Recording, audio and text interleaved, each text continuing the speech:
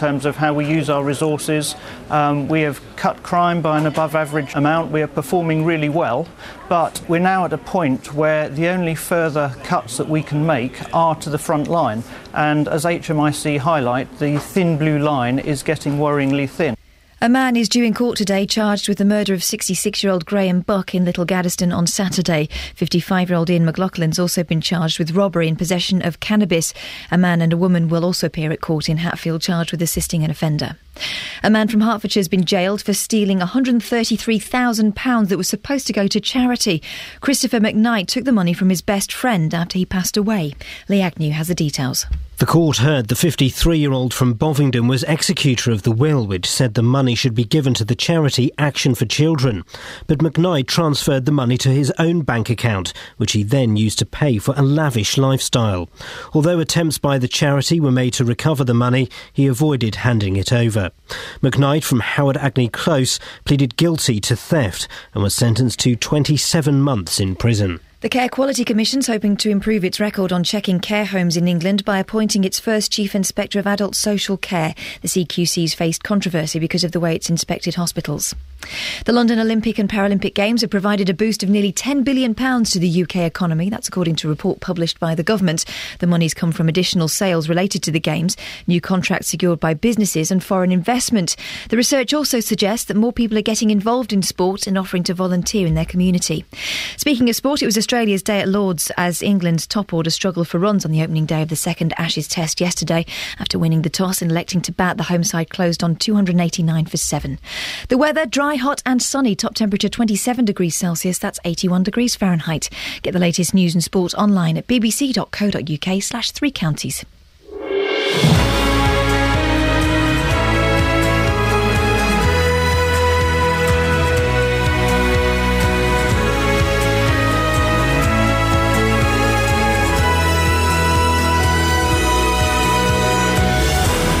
I do apologise. I was miles away. I was having a chat there with a colleague. How rude. I know, listen, but it's like doing a little private radio show for one person, and it's not what I'm paid for at all.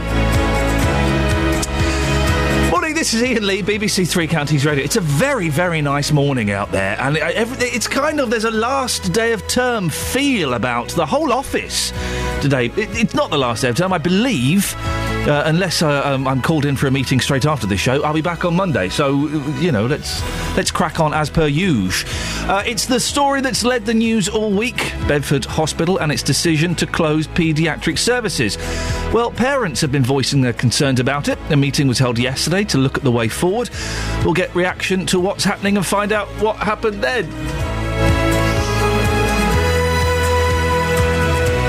Bedfordshire Police has been earmarked as one of two forces in the UK which is likely to have to make cuts to frontline policing. Looks for more ways to make savings. That's according to a report by Her Majesty's Inspector of Constabulary. I'll speak to Bedfordshire's Police and Crime Commissioner later on to find out what's happening then and what's happening now. And what huge pieces of pop culture have you missed out on? I've never heard Stairway to Heaven. I'm never going to hear it. I've heard bits of it. I've heard the guitar bit, 'cause I've been in guitar shops in the 1980s, and I've heard the bit about her buying a Stairway to Heaven. That's it. That's all I know. Justin Dealey has never watched Grease. What have you missed out on? What haven't you seen or read or heard or done that everybody else has? Lots of ways to get in touch. Facebook.com/BBC 3CR. You can send me a text, 81333, start your text 3CR, or you can give me a call, 08459 455 555. Across beds, hearts and bucks. This is BBC Three Counties Radio.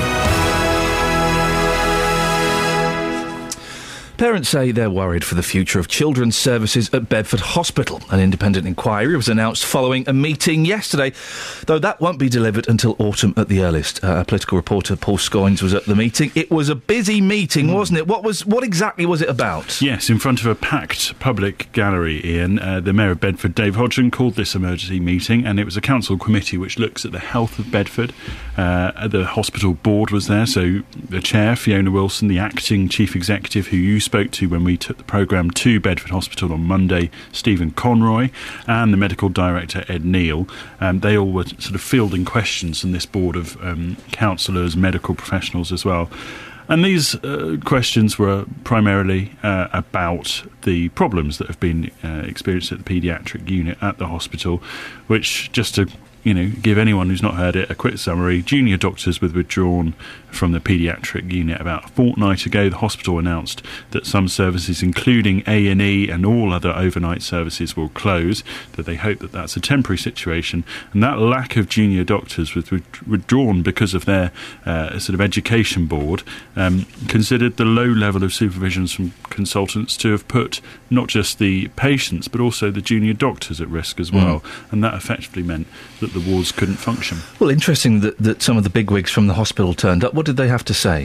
Well, the chair, Fiona Wilson, said that we acknowledged that there have been issues around clinical supervision. She said that there have been, since the sort of news broke a couple of weeks ago, that a number of so-called risk summits, so those are sort of discussions with key staff about how to manage this situation. She said that she was personally committed to fixing this and announced that an independent investigation will be held into what went wrong. That will be independent, won't be carried out by a council or by any health body in this region. It will be an independent body like the King's Fund, a charity like that. She said that they are committed to reinstating paediatric services as soon as possible, which was interesting. And although she did have a caveat saying that was dependent on the decision of the commissioners, and that of course means that they will have to look at potentially reinstating A&E. Although realistically, I think that they're looking towards a merged situation. Anyway, Stephen Conroy, the acting chief executive at Bedford Hospital, told me that despite the distance, it would be safer to take children to another paediatric unit if they were very ill. The most important thing when you treat a child is that you've got competent paediatricians on site. So it's not about how quickly they can get to the hospital, it's about the expertise of the doctors and the team.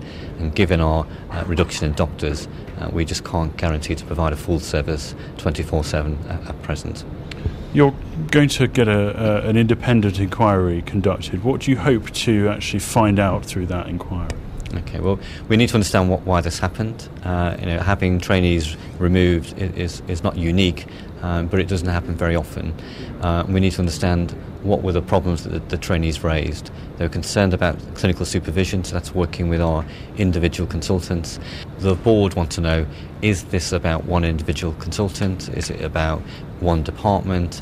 So the review has to find out what happened, what was the cause of it, what we can do to fix it, and then we can apply that learning across the organisation to avoid this happening again. Well, I know because we're hosting this show and getting lots of people calling in, and people on Facebook, for example, Helen Lindsay Clark, lots of parents are concerned. What was the reaction of the parents that were there yesterday? Well, I mean, very much concerned, especially about the communication they've had from the hospital. I mean, we've had the same to an extent at Three Counties Radio. There have been lots of press releases that haven't really said very much. Yes, there have been press releases telling us that there'll be another press release in the day or two. And the hospitals say they have recognised that they should have had better communication. They're putting a plan in place to make sure that all parents and patients of the ward are contacted as soon as possible. Now, at that point when they said that, the MP for Bedford, Richard Fuller, started tapping his watch quite dramatically, as if to say, "Come on, you've got to do." Well, this is all happening very, very soon. Yes, so that they do need to pull their finger out to get in touch with all the parents. If you look at it, it's happening on Monday in some instances. Wow. Mayor of Bedford said that the parents need to know by Monday. I spoke to Lynn Hoppenbroers from Bedford Borough Parent Carer Forum, and she said that lack of information has been a problem.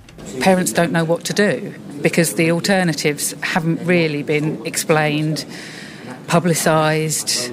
There was talk in there today about the fact that they're contacting parents and they're going to make individual plans for each parent. That's great, but it's not happening as far as I'm aware. Certainly not for the parents that I've been speaking to. There's answers, but they need to talk to us parents in order to find out those answers. And I think as parents, we know our children the best, and they need to be talking to us in order to work out what is the best plan B. Well, that was Lynn Hoppenbrose from Bedford Borough Parent Care Forum. What else? What other concerns are there? Well, there was certainly a lot of worries about the length of time it's going to take to get to Milton Keynes Hospital and the other hospitals in the area, like Hinchingbrook. That's near Huntingdon. Public transport's a problem in those sorts of situations because it's not very easy to take small children on buses a long distance. No, not when they're ill, particularly. Not when they're ill. And there was an announcement about some help with travel costs. However, this parent, Anna Menendez, said Milton Keynes is just too far away to go in an emergency. I'm really worried about it because my child just had convulsions, fits because of temperature, so I had to call the ambulance. So I need things locally. Children get sick. If I'm in Milton Keynes, it's a long way, and you are worried. I'm the only one driving in my family, so I have to take them. I will be worried sick in the motorway or A6 or A421. Here it takes me 10 minutes, Bedford Hospital, and I always had a good experience over there. What's next? Well, there'll be a report in October, and that will be made public, and the hospital will attend further meetings at that point. Children's A&E will officially end at the end of the month, although no children should be brought into A&E as walk-in patients after the 1st of August. And from Monday, no children will be taken to Bedford Hospital by ambulance. So if they've been called a 999, all emergencies will be taken to other hospitals, most probably Milton Keynes, which has an even larger children's unit. Well, so it's fairly serious. It's a big thing, and I say people like Helen has been in touch on the Facebook page with various concerns. Lots of. I want to hear from parents today. If you are concerned about this, because this is actually happening very, very soon now. If you're concerned about the changes to Bedford Hospital, 08459 455 555. How will it affect you? Paul, thank you for that. Going off on a complete tangent. I hope this doesn't sound too inappropriate after something so serious. This morning we're discussing huge gaps in pop culture. I've never heard Stairway to Heaven. Justin Dealey has never seen Grease. We're having a screening of Grease after this show. Oh. Upstairs if you want to come along. I've seen it. So have I. I went out with a girl in the late 80s, so I've seen it loads of times. And it's rubbish. Have you got any... You seem like a very well-rounded, very well-cultured gentleman. I can't imagine there are any gaps in your pop culture. My parents brought me up well. Yes. Pop culture, I'm not sure. I've never read a classic book. Huh? I haven't read On the Road. What? Yeah. So like Hardy and Austin and stuff? I haven't read any of that. I've not read any Charles Dickens. I've not read... See, at my school, they did loads of modern books for GCSEs and A-levels. You're allowed to... The thing is, Paul, I've discovered this recently, you're allowed to go out to bookshops, libraries and get them yourself. I need guidance. Oh, wait, isn't he posh? 08459 455 555. Your gaps in pop culture, please. Thank you. Oh, yeah, yeah, yeah. Now if there's a smile on my face, it's only there trying to fool the public. But when it comes down to fooling you, now, honey, that's quite a different subject. But don't let my glad expression give you the wrong impression. Really, I'm sad.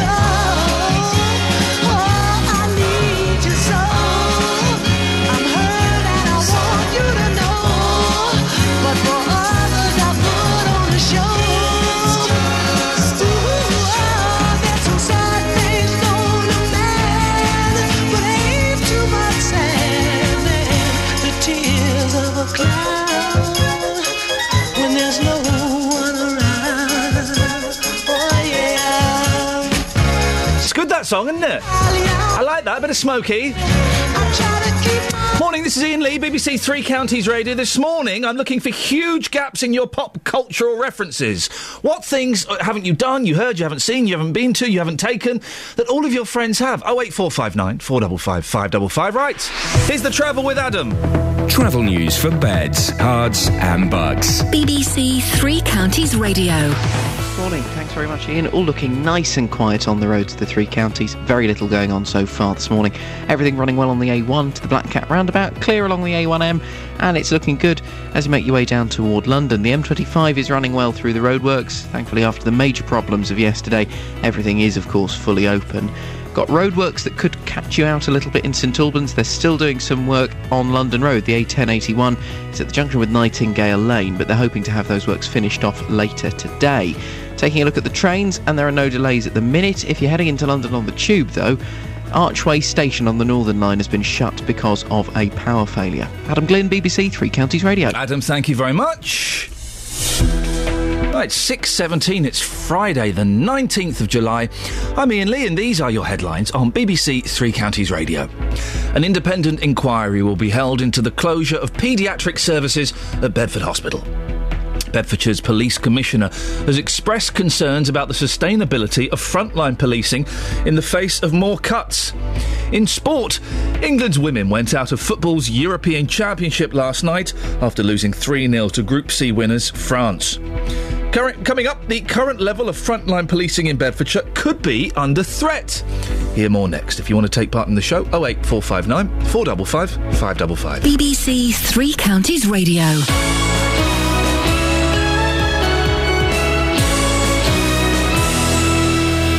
If you've got a problem with a company, a council or an organisation, there's one man you should come and speak to. You've got a problem with a mattress, I gather. Tell me all about it without naming any company name. Jonathan Vernon Smith. Well, every time she tried to book, the trip was cancelled because of adverse weather. The JVS show fights for your rights and tackles your consumer problems. Said send the receipt off and you'll get the cheque in the post. If you need our help, I went to speak to the man that runs this golf club. Email jvsshow@bbc.co.uk.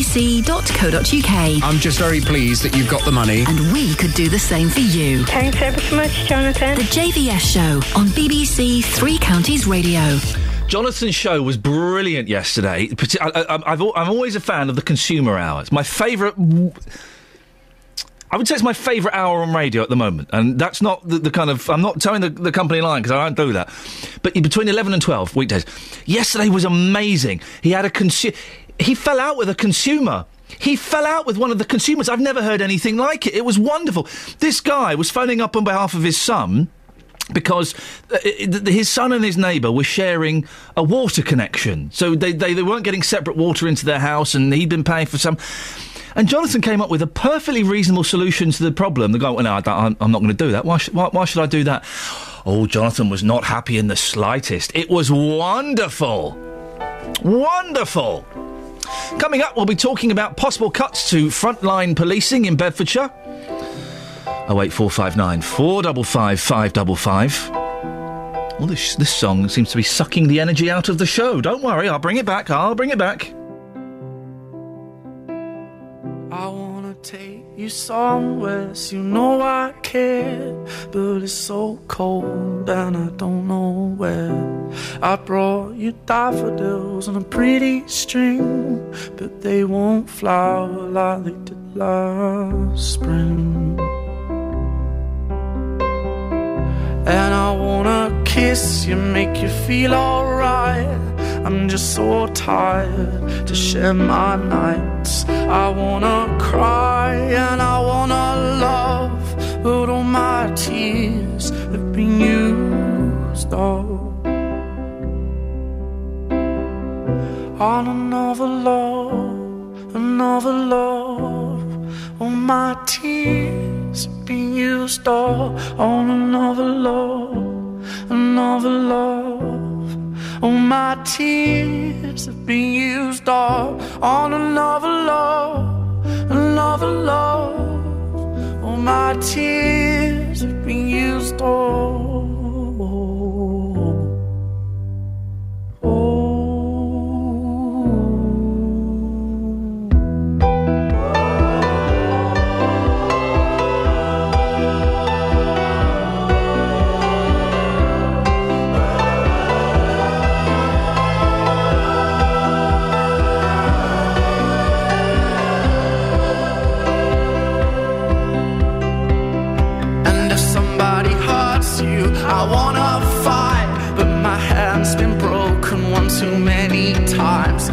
I use my voice, I'll be so damn rude. Words they always win, but I know I'll lose. And I'd sing a song that'd be just stars, but I sang them all to another heart. And I wanna cry, I wanna learn to love, but all my tears have been used up on another love, another love. All my tears have been used up on another love, another love. All my tears have been used up on another love, another love. All my tears have been used up.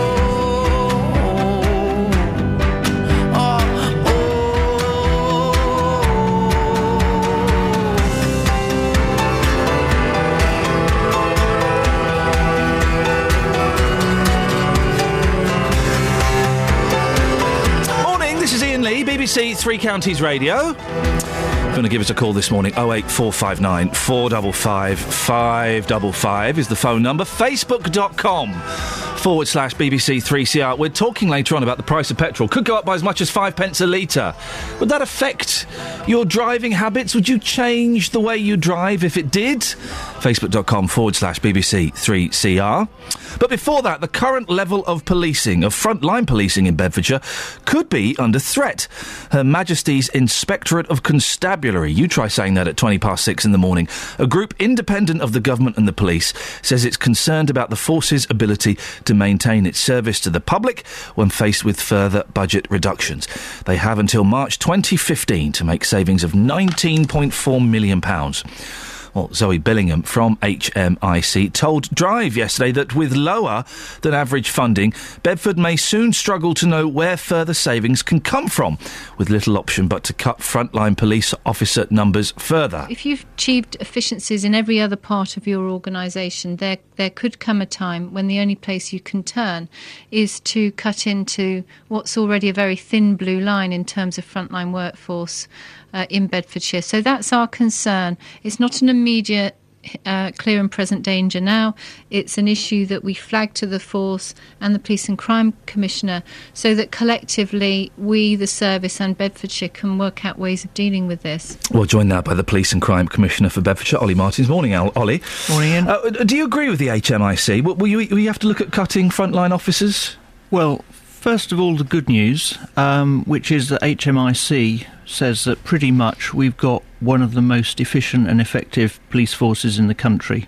So that's the good news. But, we could not have written a better HMIC report ourselves in terms of setting out where we're at and the challenges that Bedfordshire Police faces. And I have been saying that because of our size and because of the particular challenges that we face in Bedfordshire in terms of policing challenges, we are heading for a place where, because we've done all the collaboration, we can do, because we're as efficient and low cost as we can get, we're running out of places where we can find the savings that we're being told by the government that we've got to find, other than looking at frontline policing. The other thing that, just to put this in context, we've recently done a staff survey, and we got a lot of feedback from our people, particularly frontline police officers, but actually throughout the organisation, about people feeling that they're pretty fatigued and pretty frustrated with all the changes that they're going through. You've got officers who, they're having the rest days cancelled, they're having their shifts mucked about with, they're struggling to take the annual leave that they're entitled to, and they're even not taking the breaks they're entitled to, not because their managers are saying you can't take your break, but because they've got shouts coming in from the public, they've got calls coming in, and they feel that they've got to go and respond to them rather than take their break. We've got very dedicated people, but I think that survey and what HMIC have said are describing an organisation that is running above capacity, and that's before we've taken the £7 million out of the budget that we've got to take out in the next couple of years. And you're right, cuts have been made, and you have been, you're often in here telling us how you're trimming and you're trying to save money and stuff like that, because you have to, because money is, you're getting less and less money. The argument always from the public is, what do you want from your police officers? I want to see more of them on the street. I want to see more bobbies on the beat. The public will be concerned by this, won't they? I think so. And HMIC did some work around this. They've done a nationwide survey asking people how safe they feel in their communities. And they identified that in Bedfordshire there is a smaller proportion of people who feel safe than is the national average. And they identified that what makes people feel safe is seeing the police. So that says to us that people in Bedfordshire are not seeing their police as much. And I know anecdotally from, all the work that I do going around the county talking to people, that they don't feel that they see the police enough, and that's what they want to see. But you're going to have to do the opposite of that. Potentially. I mean, we do have some plans, for example, to quite dramatically increase the use that we make of special constables, and these are volunteer police officers. So in a few years' time, our ambition is that actually a third of the people that we've got with warranted powers will be special constables. Does having bobbies on the beat actually reduce crimes? It's always the thing, isn't it? We want to see more coppers, but does it actually have an effect apart from making people feel a bit safer? That is a very interesting question, because if you look at what Bedfordshire Police has done and how it's achieved this well above average reduction in recorded crime, it's actually done it by removing all of its officers, so that at the moment neighbourhood policing is carried out only by PCSOs in Bedfordshire. We don't have any warranted officers. All the warranted officers are either on response or doing policing that's going out and catching offenders, rather than pounding the streets or doing that visible policing. So that is how we've got this reduction in crime.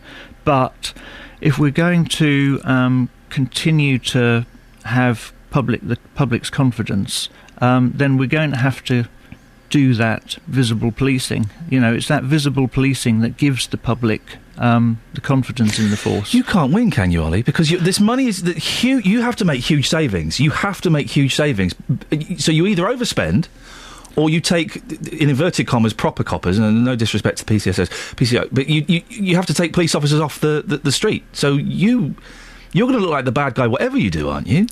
Well, there's no doubt, and HMIC has identified it. This is a very tough challenge, and there is a danger that that the policing is going to suffer in the county. As I say, I've got a plan.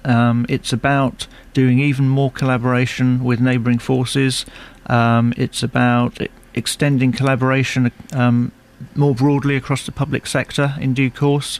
It's about making the most of our special constables and other volunteers, and also building up a very strong network of neighbourhood watch across the county, and really making sure that we're doing policing in partnership with the public and not just to the public.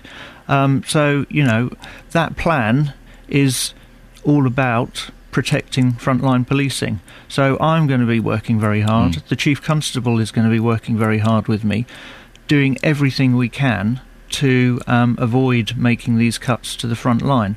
But, we can't hide, and certainly now that HMIC have identified it, we can't hide how tough this challenge is. But it's also important to understand that a lot of it relates to the way in which policing is funded. So in Bedfordshire, we don't get the money that the government's own funding formula says we should get.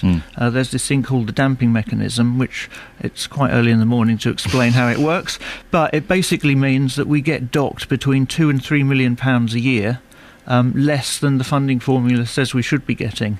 Now that, cumulatively over the last few years, adds up to £24 million that we should have had for policing, that we haven't got. The second thing we suffer from is that our police precept, which is what people pay through the council tax, is below average. Now, This year, I couldn't do anything about that, even if I'd wanted to, without holding a referendum.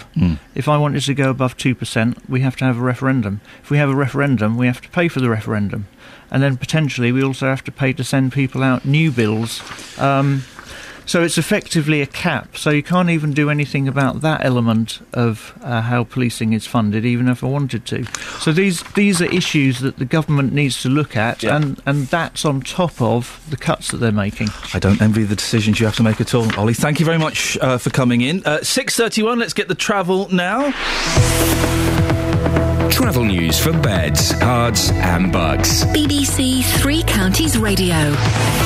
At the moment, things still looking reasonably good. Certainly on the roads, we've had no accidents reported. If you're driving through Luton, though, electricity work continues on the A6. They're hoping to finish it later today. It's near the junction with Stockingstone Road. Star Street in Ware, electricity work as well. This is at Bowling Road. On the trains, no delays that I can see on the departure boards. On the tubes, though, the Piccadilly line runs with severe delays between Acton Town and Uxbridge because of a signal failure at Alperton.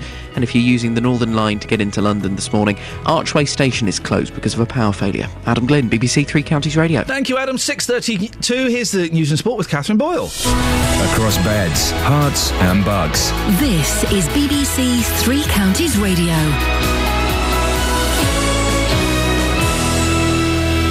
Good morning. The headlines. An independent inquiry will be held into the closure of paediatric services at Bedford Hospital. Bedfordshire's police commissioner has expressed concerns about the sustainability of frontline policing in the face of more cuts. And a man's due in court today charged with the murder of 66-year-old Graham Buck in Little Gaddesden on Saturday. Three Counties Sports. BBC Three Counties Radio.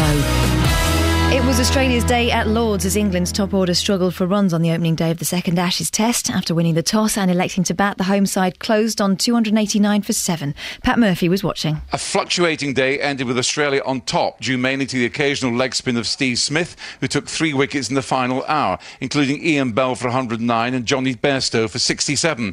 They'd added 144, rescuing England, who'd early been 28 for 3.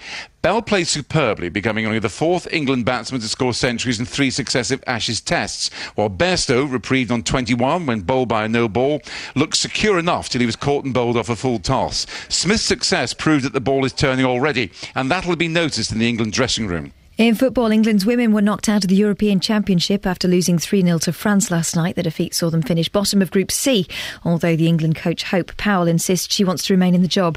Russia and Spain drew 1-1 in the night's other match. The result saw Russia go to a drawing of lots, but they lost out to Denmark, who joined Iceland in the last 8. Finally, golf, and Rory McIlroy says he's not sure what's going wrong after he finished on 8 over par in his first round at the Open Championship yesterday. The world number 2 is 13 shots behind the clubhouse leader, Zach Johnson, and is in real danger of missing the cut at Muirfield. Physically and you know, technique-wise, that's fine. I mean, I'm swinging it okay. I know I can hit the shots, but it's just having the the right thought process to hit those shots, and that's something that I don't have at the minute, and I don't quite know why. And that's your latest news and sport. I'll be back with more at 7 o'clock. I'm so sorry. Hello. Honestly, anyone would think you're not listening to my bulletins. I'm not. Well, no. We're having a lot of fun here, Catherine. Shame you're not invited. But we're talking this morning, huge gaps in your popular cultural references, okay? Yeah. And the Manners PR has said on Twitter, I met someone who'd never seen The Sound of Music. I've never seen The Sound of Music. Yes. And I've only seen the end of Mary Poppins for the first time last week. What? It all ends up quite happily. Yeah. I didn't realise. Because with kids, you watch the beginning and you watch the scene in the bank. That's the most boring bit. It is the most boring bit until you realise it's Dick Van Dyke as the old man. Yeah, I know, but still. Okay, it is the most boring bit. But with kids, you watch, beginnings of films hundreds and hundreds of times. But I've never seen the end of it. Wow, so what did you think? What gaps have you got? I can't think of any. Not film-wise. You're saying you're completely well-rounded and educated? I just watched a lot of telly. Oh. Are you a fan of Sex and the City? I was at first, but I kind of grew up. Across beds, hearts and bucks. This is Iain Lee. BBC Three Counties Radio. I want your popular cultural gaps. It doesn't have to be just films or music. It could also be maybe you've never had an egg, or you've never drunk a cup of tea. I had a friend who's never drunk a cup of coffee. Imagine that. Imagine never having been infused with the caffeine rush of a good coffee. 08459 455 555. After the show this morning, Justin Dealey and I will be sitting down to watch the classic musical Grease. A film that Dealey has never, ever seen. He's hosted a few discos, though, so no doubt he'll have played this one. Frankie Valli from the movie Grease. I want to see you up on the dance floor shaking your things, ladies.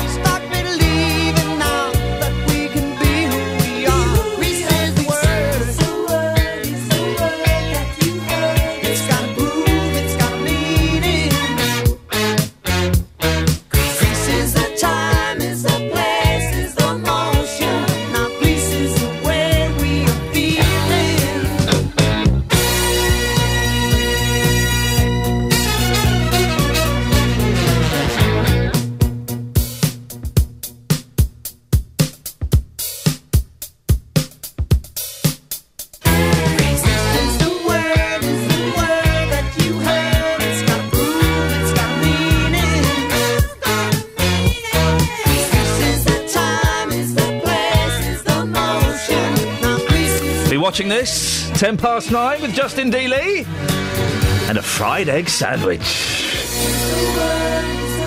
Paul Scoins has just messaged me. He's never seen Dumbo. By the way, if you've got kids, Dumbo is not a kids' film. It is horrible. That bit when they're capturing the mum, I was watching it with my little boy. There's a horrible bit where they're capturing the mum. Oh, and I wasn't really watching it. I was reading or doing something on my phone. And my boy started crying, Daddy, what are they doing to it? It was awful. They're like whipping this elephant and putting it in a cage. It goes all psychedelic. Paul Scoins has also never seen a horror film. How? I don't know how that's possible. What haven't you done? 08459 455 555. Now, how safe do you feel when walking through your local park? One of our listeners emailed me, ian.lee@bbc.co.uk, to say there's a problem of antisocial behaviour in a park in Buckingham. David Trundley says there are often people drinking alcohol, using bad language, and generally being a nuisance to passers-by. Now, some of you might be going, so what? But you don't want that in a park. Especially if you've got kiddies, but you don't want that. We're going to speak to David in a moment, but first, our reporter, Barry Caffrey, visited the park yesterday. It's just after lunchtime here on the Riverside Walk in Buckingham. On my right, there's a group of young people having a picnic, and all along the bank, many people are sitting down on benches, having some lunch and reading a book. But is antisocial behaviour a problem here? I spoke to some people to find out. I know there have been incidents of it, and I know occasionally we do have problems in the park. My husband came home one evening, and late in the evening there were about 200 teenagers, mostly underage drinkers. One girl, he said, couldn't have been more than 15, was lying across the bridge that leads over to the Stratford Fields, which is the football club. Obviously, comatose on alcohol. So it is an issue. Personally, that's been my only incident with it. But it speaks volumes because, the car park area, they've had to put speed bumps in there because of late night whizzing around in cars and all that sort of thing. So there is an element of it, yeah. I've never seen police officers down here. There are the community support officers, but you don't really see them down here. And if you do, they generally know the troublemakers and they sort of have a chat with them, and that's about it, and nothing gets done. They don't get moved on, they don't get told to stop. There was one occasion we were down here and they were sitting literally just here, and they had a load of cans with them, and they were literally just told to put their cans in the bin, and that was it. There was nothing, they weren't moved on or anything. Well, I'm with Kath, who's just sat down on this bench overlooking the river here, and you're about to have your lunch break. Can I ask you, have you noticed antisocial behaviour along this riverbank? Only once. I don't actually live in Buckingham. I do work here.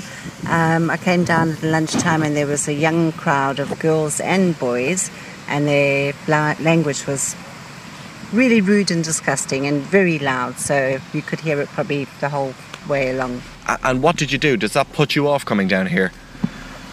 I think it does, because you just come down just to chill out, eat your lunch, you'll break off work. So it isn't very pleasant, and there's quite a few elderly people that do come down, and I think it's very uncomfortable for them. Well, joined now by David Trundley, who brought this to our attention. Morning, David. What have you seen happening? Morning, Ian. The main thing I've seen is during any day, especially when it's warm like this, there's the same group of people. They're not necessarily young people. I say they're older than myself, who look to be seasoned drinkers, shall we say? Okay, yes. And they sit down there from maybe 10 in the morning till 8 at night, just drinking non-stop. You can see them smoking drugs, things like that. And it's a real uncomfortable air, because where they like to sit is where most families come to feed the ducks. And it does make you feel uncomfortable, to the point now where when I speak to my neighbours, we go to the other end of the town now at the park, so you don't have to walk past them. Have you spoken to the police or the council about this? I spoke when I was down there one day. They've I don't know if it was the council, but someone put up a sign. It had the Buckingham County Council. Oh, a sign, okay. That said, if you're caught drinking in this area, you'll be fined on the spot £500, which I thought was brilliant. Obviously, someone said something. So I was down there, saw them drinking, went up to a community support officer, told him. He walked over to them, made them put their empty cans in the bin, and when I questioned him, he said, "Oh, they're not hurting anyone." And that was it. Oh, no. Well, there are different levels of hurt. They're not physically hurting anyone, but they are ruining... Listen, as a dad, I would hate to see this in the park. They're ruining the environment, aren't they? Yeah. The worst thing we've seen is when I've been walking back... When you walk back towards Buckingham Town from the park, you go over a big bridge, and by the side of this bridge, there was a young girl down there involved in some sexual activities with two men. And I was with my little girl and my girlfriend, and I sort of went to her, I said, "This is just ridiculous." And when I rang the non-emergency police number, and they said, "We'll try and get someone out there to see what's going on." I'm shocked by that, Dave. I want to know more, but obviously for reasons I don't want to know more. No, I know what you mean, yeah. What would you like to see done, David? I'd like to see it stopped, to be honest. The park, I've only lived here a year, and going down to that park, we loved her, my daughter. She's 2 now, and we used to go down there most days and feed the ducks and walk around the park. But isn't that one of the joys of being a dad? Simple things. Feeding the ducks with a 2-year-old is wonderful. Yep. The trouble is, you can't sit down that bit now. We went down there the other day, and there's a family sitting having a picnic, and some of the people who drink down there have dogs, and they don't have their dogs on the leads, so they just run around, and if you sit down there with food, the dogs run up to you, pester you, and if you say something to them, they shout abuse at you. These sort of don't sit there anymore. David, listen, I appreciate you getting in touch and flagging this up to us. We're going to be speaking to a Buckingham Town councillor a little bit later on in the show to see if there's anything that can be done, so keep listening. That's brilliant. Thank you very much. David, thank you very much. If you've got a story that you'd like us to have a look at, David sent me an email two or 3 days ago, and it's on the radio. Iain, IAIN, .LEE@bbc.co.uk. It can be a huge thing, it can be a small thing. If you send it in, we'll have a look, and maybe we'll send one of our reporters down. As I said, in the next hour, we'll speak to a Buckingham Town councillor who's been trying to tackle the problem. Right, let's get the travel news. Travel news for beds, cards and bugs. BBC Three Counties Radio. Still doing those long-term works in Dunstable along Pointers Road. It's shut for major reconstruction work between the A505 and Ports Avenue past the Woodside Industrial Estate. All traffic having to use the A505, Boscombe Road and Ports Avenue instead. Not too busy round there this morning, but it probably will slow down later. In Buckingham, works on the A413 continue. It's water main work at the Total roundabout, so temporary traffic lights are up. Tring Road in Wendover has some temporary lights as well. This is gas main work near Hale Road. Into London, starting to slow up on the A1 through Boreham Wood, southbound from Stirling Corner toward Apex Corner. On the trains, no major delays. On the tubes, though, severe delays for the Piccadilly line. This is Acton Town to and from Uxbridge because of a signal failure at Alperton. On the Northern line, you have the closure of Archway Station because of a power failure. Adam Glynn, BBC Three Counties Radio. Thank you, Adam. I think I just heard a millisecond of Stairway to Heaven trying to creep in. Don't try and trick me with that. Right, 6:47. It's Friday the 19th of July. I'm Iain Lee. These are your headlines on BBC Three Counties Radio. An independent inquiry will be held into the closure of paediatric services at Bedford Hospital. Bedfordshire's Police Commissioner has expressed concerns about the sustainability of frontline policing in the face of more cuts. In sport, England's cricketers will resume this morning on 289 for 7 on day 2 of the second Ashes Test at Lord. What a lot of numbers. Coming up, what huge pieces of pop culture have you missed out on? 08459 455 555. Lots of you commenting on Facebook as well. We'll have a look at some of those after the latest weather with Elizabeth Rizzini. Beds, Herts and Bucks weather. BBC Three Counties Radio. Hi, good morning, Ian. Well, we've got temperatures a little bit cooler than they have been in recent days. You'll notice them as you step outside the door. Still very pleasant today, but it won't be quite as warm. I really doubt that we'll see 30 degrees, for instance. We might well get 28 or 29 degrees Celsius, though, and the best of those temperatures, I think, will be across parts of Buckinghamshire again. We've still got an easterly breeze, and that will be noticeable, I think, today, particularly across parts of Hertfordshire, where it will generally be a little bit more refreshing. I think temperatures still here, though, into the mid-20s. We're probably looking at 25, 26 degrees Celsius. Lots of sunshine around, a very pleasant day again. And blue skies, bit of fair weather cloud into the afternoon. And then overnight tonight, we're going to start to see some more cloud feed in from the east, and this is going to have an effect on the day tomorrow. Temperatures down to 14 or 15 degrees Celsius. The clouds sticking around for tomorrow morning, eventually clearing away. So I think we'll see some sunny spells through the morning, certainly for parts of Buckinghamshire, western areas of Bedfordshire, but it will take some time for that cloud to clear up across parts of Hertfordshire tomorrow morning. And then sunshine all the way through into the afternoon. We're looking at temperatures 24 or 25 degrees Celsius. Another gorgeous day, certainly by the end of it, lots of sunshine around, just feeling a little bit cooler, and we'll still have that easterly breeze. Sunday is looking very similar as well. On Saturday night, it will start to cloud over again. We could be keeping that cloud for part of Sunday morning. It will clear away late morning, first part of the afternoon. And then into next week, well, the heat wave continues. In fact, even though the temperatures will cool down a touch over the weekend, they'll climb up again into next week. We've got some very hot and humid air feeding in from the southeast, and we'll see the risk of some thunderstorms develop as well. Yes. That's the forecast. Thank you, Elizabeth.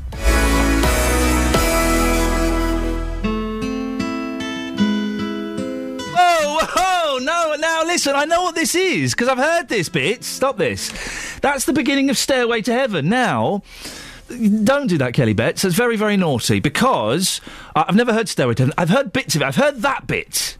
And I've heard, and she's buying a stairway to heaven. I've heard that. That's all I know. Never heard it, and I don't want to hear it, OK? We'll talk about that more in a little bit with Justin Dealey. Hang on. Nick Coffer's Weekend Kitchen. This Saturday will bring you 9 quick and simple recipes for you to try at home.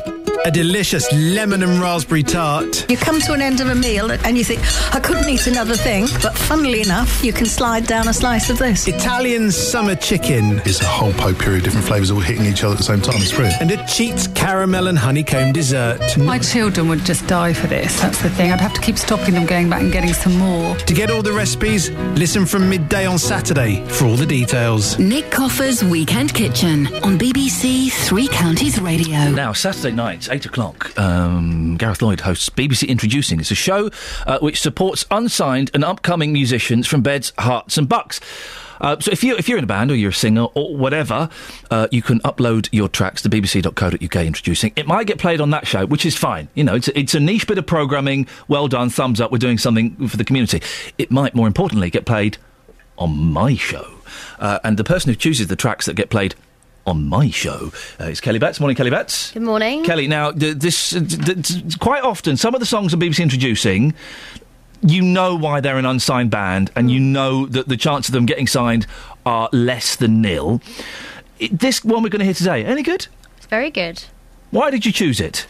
I liked it because just sounded a bit different.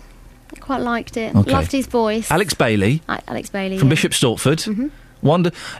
He's called it. He's called it Wandering Song. Wandering. Or What would you like? What's a good name for a song? Just throwing it out there for any bands writing a song. What would you like to hear a song be called? Touch Me Now. Oh yeah, that would get you. Is it Wondering or Wandering? Is he wondering or is he wandering? Both. Let's find out.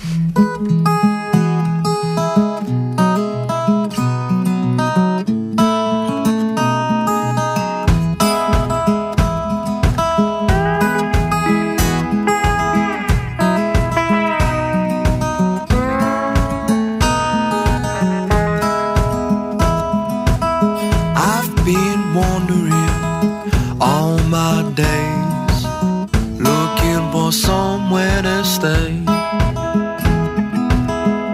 see raindrops upon the hill. I think tonight I'll get at you. Whose side you on anyway? It's not like you to make me pay. I'm gonna try anyway. Spend that night and day. Leave back down now. Leave my love. Don't even give her no hug. Keep on wandering through them woods, never doing as I should. Whose side you on anyway? It's not like you to make me pay. I'm gonna try anyway. Need somewhere to spend that night and day. Oh, life, oh, life, oh, life, oh, life. I see her there and she boss me out of my home. Give me strength and power to go on.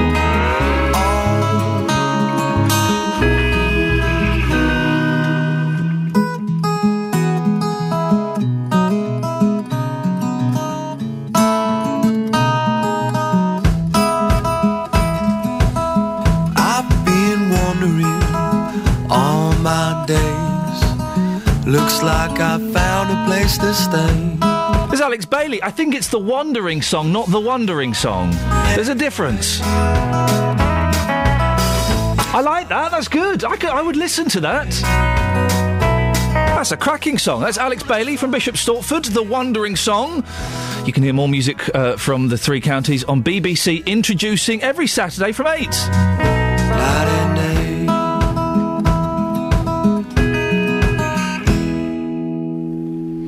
Now, this week, I discovered that Justin Dealey has never... You've never seen the film Grease, have you, JD? Morning, boss. Nope, never seen the film ever. I went out with a girl in the 80s, so I've seen it far too many times. Yeah, I thought so. I mean... It's the way you strut around the office. I knew there was something in this. With a packet of fags rolled up in my T-shirt sleeve. It's a bit boring, I'll be honest, but we're going to watch it after the show today, aren't we? Yeah, can't wait. You know what, this week I'm not feeling particularly good. Got a bit of a summer cold. I'm being forced into a room and being bullied. And yes, I'll be sat down to watch Grease. Daily Mail, if you are listening, you could have an exclusive here. That's all I'm saying. And I've never heard Stairway to Heaven. Yeah, that's ridiculous. No, I don't. And I think is I don't want to hear it now. Why? I'm not going to. No, I'm not going to.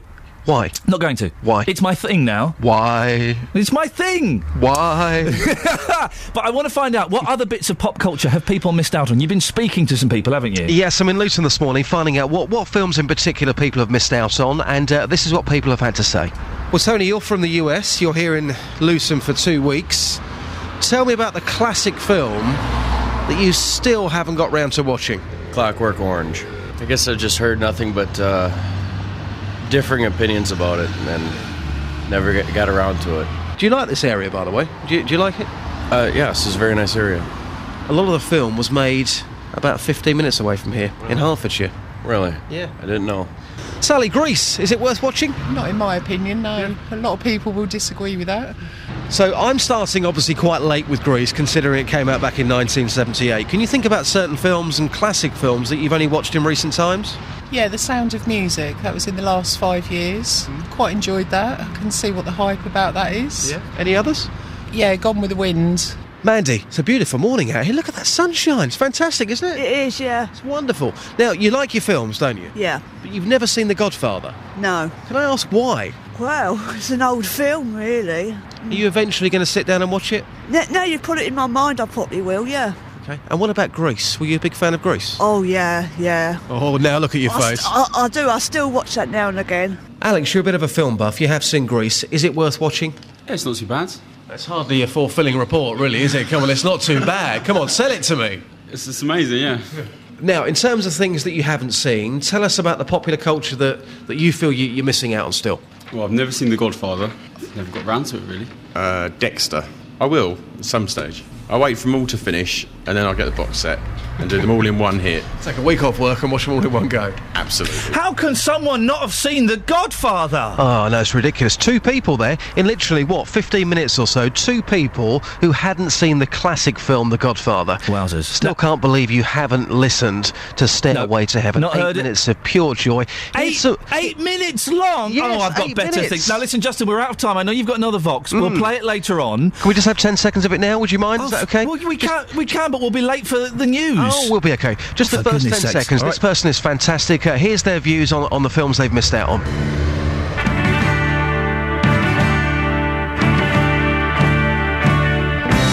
Oh, you're such an idiot. You're such an idiot. I'm assuming that's part of Stairway to Heaven, is it? Yeah, the intro, which is just pure joy. You're an idiot. Go away. Thank you very much indeed. And you're fired, Kelly Betts. 08459 455 555.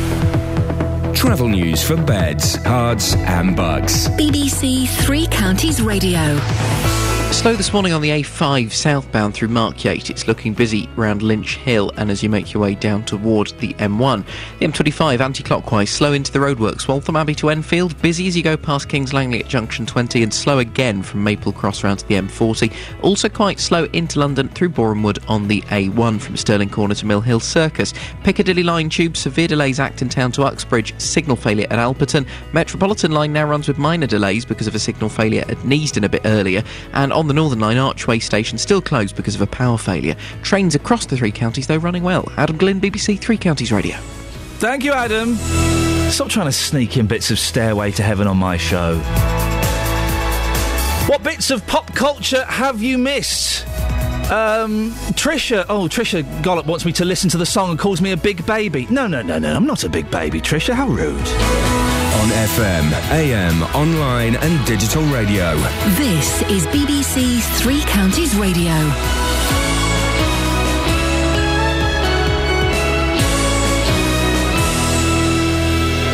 Good morning. morning, it's 7 o'clock. I'm Catherine Boyle. The headlines: independent inquiry at Bedford Hospital, thin blue line set to get thinner, and Little Gadsden suspect due in court. BBC Three Counties Radio. An independent inquiry will be held into the removal of trainee doctors, which led to the closure of paediatric services at Bedford Hospital. Children's A&E and overnight care will be provided at neighbouring hospitals until a final decision on the service's future is made in March. The hospital's acting chief executive is Stephen Conroy. He says it's essential that young doctors' concerns about poor supervision by senior staff are addressed. Having trainees removed is not unique, but it doesn't happen very often. The board want to know, is this about one individual consultant? Is it about one department? So the review has to find out what happened, what was the cause of it, what we can do to fix it, and then we can apply that learning across the organisation to avoid this happening again. Bedfordshire's Police Commissioner fears frontline jobs may have to go if the government doesn't relent in its demands for more savings. The Prime Minister is suggesting falling crime figures prove the police can be effective with fewer resources. But Ollie Martin says he's already running a trimmed-down service. Because of our size and because of the particular challenges that we face in Bedfordshire in terms of policing challenges, we are heading for a place where, because we've potentially done all the collaboration we can do, because we're as efficient and low cost as we can get, we're running out of places where we can find the savings that we're being told by the government that we've got to find, other than looking at frontline policing. A man's due in court today charged with the murder of 66-year-old Graham Buck in Little Gadsden last weekend. Iain McLaughlin has been charged with robbery and possession of cannabis. A man and a woman will also appear at court in Hatfield charged with assisting an offender.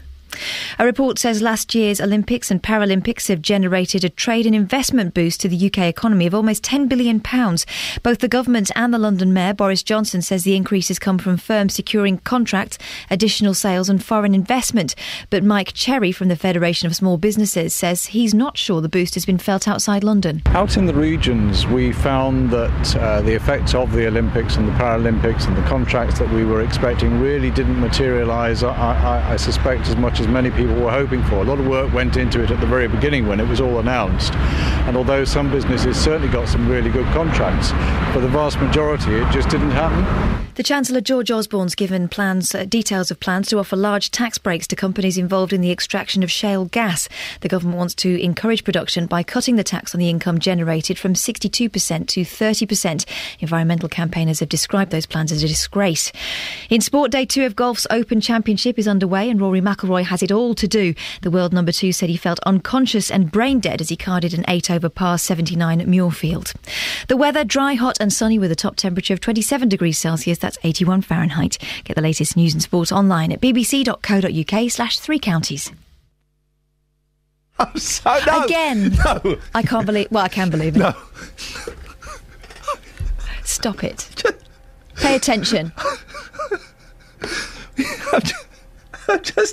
I'm so sorry.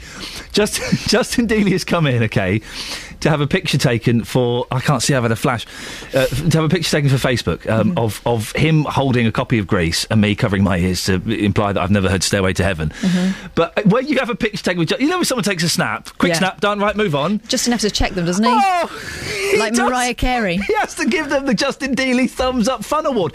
We just took 8 snaps of him holding a DVD and me covering my ears. No, try it with the flash on. That one will do, girl. And let me guess, he's doing the same face he always does. He's doing the Dealey pout. It's ridiculous.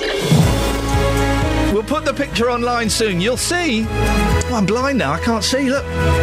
Forget the fact I'm late for the show. Deary me. We're having far too much fun this morning. It's not professional. It'll stop. It will stop. I literally can't see now because of that flash. Oh, dear. Only another 2 hours. We can stagger through this. We can stagger through it. Now, it's a story that's led the news all week. Bedford Hospital and its decision to close paediatric services. Well, parents have been voicing their concerns about it. A meeting was held yesterday to look at the way forward. We'll find out about that. But if you are a parent, how concerned are you? How will this affect yours and your child's life? Bedfordshire Police has been earmarked as one of 2 forces in the UK which is likely to have to make cuts to frontline policing. It looks for ways to make savings. That's according to a report by Her Majesty's Inspectorate of Constabulary. Well, we've spoken to the Police and Crime Commissioner. What are your thoughts on it? And what huge pieces of pop culture have you missed out on? I've never heard Stairway to Heaven all the way through, and Delia's never watched Grease. Lots of you commenting on Facebook. I'll find out what you're saying in a bit. Facebook.com/BBC3CR. You can send me a text 81333. Start your text 3CR. Or you can give us a call 08459 455 555. Across beds, hearts and bucks. This is BBC Three Counties Radio. There's growing concern amongst parents who use Bedford Hospital about the future of children's services there. An independent inquiry was announced following a meeting yesterday, although that won't be delivered until autumn at the earliest. Yesterday, our political reporter Paul Scoynes spoke to Acting Chief Executive of Bedford Hospital, Stephen Conroy, who said while it's not ideal, it's just not safe to take a sick child to Bedfordshire Hospital at this time. The most important thing when you treat a child is that you've got competent paediatricians on site. So it's not about how quickly they can get to the hospital. It's about the expertise of the doctors and the team. And given our reduction in doctors, we just can't guarantee to provide a full service 24/7 at present. You're going to get an independent inquiry conducted. What do you hope to actually find out through that inquiry? Okay, well, we need to understand why this happened. Having trainees removed is not unique, but it doesn't happen very often. We need to understand what were the problems that the trainees raised. They were concerned about clinical supervision, so that's working with our individual consultants. The board want to know, is this about one individual consultant? Is it about one department? So the review has to find out what happened, what was the cause of it, what we can do to fix it, and then we can apply that learning across the organisation to avoid this happening again. And how are you going to get this message across there? Because you've been very badly criticised by politicians and by patient groups for the lack of communication that they feel has been coming from the hospital. How are you going to address that? We have been communicating the message since Monday. I totally recognise that the type of message we're putting out is making parents anxious and worried about where they should take their children. But we've only had a few days to get the message out. It's a very urgent change. The GMC gave us only a couple of weeks' notice of removing trainees. They have extended that slightly, so we've got till the end of July. But it's a tight timetable to get the message out. But we believe that we can do this because we're working with the schools, we're working with the GPs. In the hospital, we're talking to our patients. We're writing to every patient who's a frequent user of the service. So it's not fully out there today, but within the next few days, I think that a lot more people will be clear about that message. Stephen Conroy, Acting Chief Exec of Bedford Hospital, talking to our reporter Paul Scoynes. Well, I'm joined now by Dr Peter Parry-Oakden, who is a Bedford GP and part of the Bedfordshire Clinical Commissioning Group, which buys NHS-funded healthcare for everyone in the country. He joins me now. Good morning, Peter. You were at the meeting yesterday. How do you feel it went? Well, it was certainly an interesting experience for me to be at a meeting like that. I've never been in anything like that previously. There were large numbers of the public there. It was packed with people, clearly very concerned about the future of paediatric services in Bedford. We heard some very passionate questions from members of the public. They weren't actually allowed to ask questions throughout the meeting, so they were only allowed questions at the very beginning, so we didn't get the full flavour of what their concerns were, but I think it was very clear from their responses in the public gallery that they were, very concerned and worried about the future. But one of the problems that we've had and the complaints we've heard from other people is that Bedford Hospital have been very vague on their plans. Were they any clearer yesterday? Well, I think the plans that came out were fairly clear in that they were saying we're not going to be doing very much paediatrics at all from August. Apart from they were going to have nurse-led ambulatory care for those patients with long-term conditions that need to be seen regularly. So I think there was clarity of it, but there was a real concern expressed by the fact that the A&E department would be closed to all children, and I think there was some recognition at the meeting yesterday that maybe that could be looked at to see whether we couldn't actually provide some of the care locally. And certainly we talked about actually general practitioners in Bedford might be able to take up some of the slack from some of the patients who currently go to A&E who actually have sort of conditions that could actually be managed in primary care.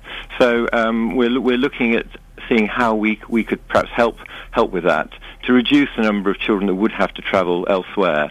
And I think, we also, there may be some scope at looking at some of the criteria that is used to see if we can improve on that, so to make fewer patients have to go. What do you think of this idea for patients to use the GP when they can? Will that work to take pressure off local hospitals? I believe it can. I mean, the number of children that attend A&E on a daily basis is not that many. I mean, it's 50 or 60, we are told. And, we have 25 practices in Bedford. So we wouldn't actually have to see very many children each day in order to reduce the demand on the A&E department. So we're starting to talk to colleagues about what we can do to achieve that. I'm sure that they will be willing to help in any way that they can. Dr. Peter Parry Oakden, Bedford GP, thank you very much indeed. 08459 455 555. Across beds, hearts and bucks. This is Iain Lee. BBC Three Counties Radio.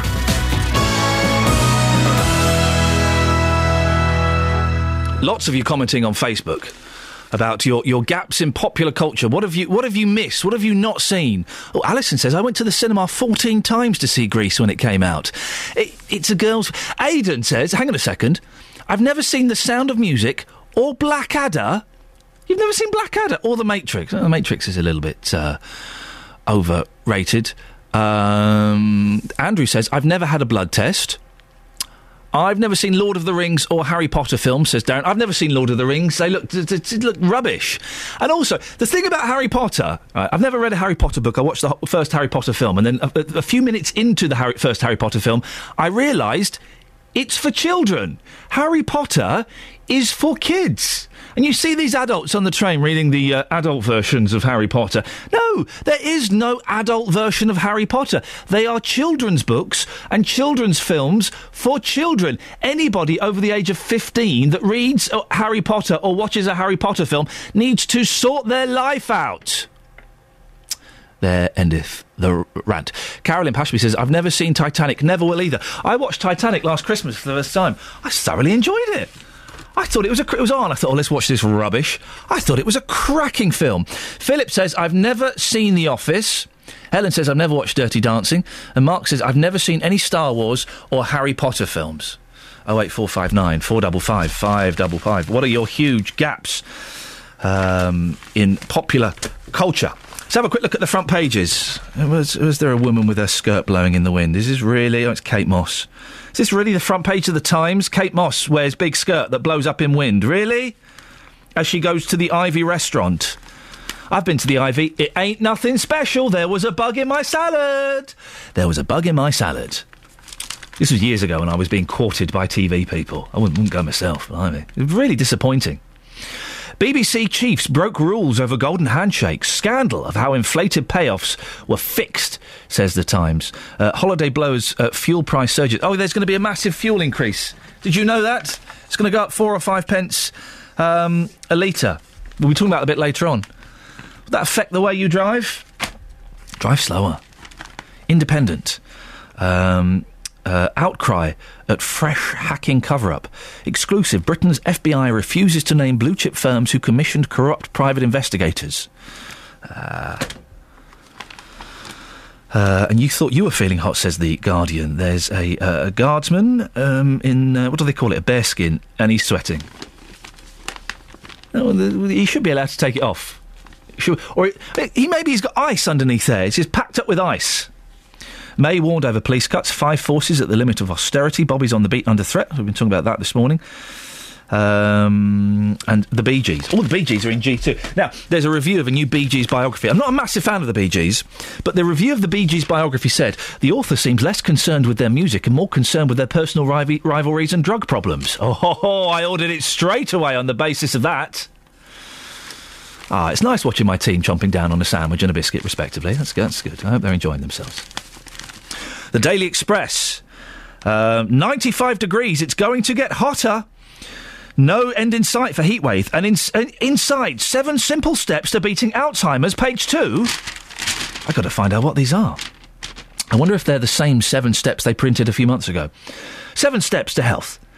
Slash intake of saturated fats. Main diet staple should be vegetables, so eat healthy. Eat nuts and seeds, so eat healthy. Get a daily dose of vitamin B12 from meat, so eat healthy. Number 5. When selecting multivitamins, choose those without iron or copper. 6. Avoid using cookware, baking powder, so eat healthy. 7. Exercise. Right, now, listen, not being funny, someone got paid to write that down. Daily Mail. Rail bosses on £11 million gravy train. That's clever. You see what they did? And The Sun. Knock back in anger. Oasis star and the love child. Liam dumped writer when she got pregnant. He goes on 10 a.m. Ibiza cocktail bender.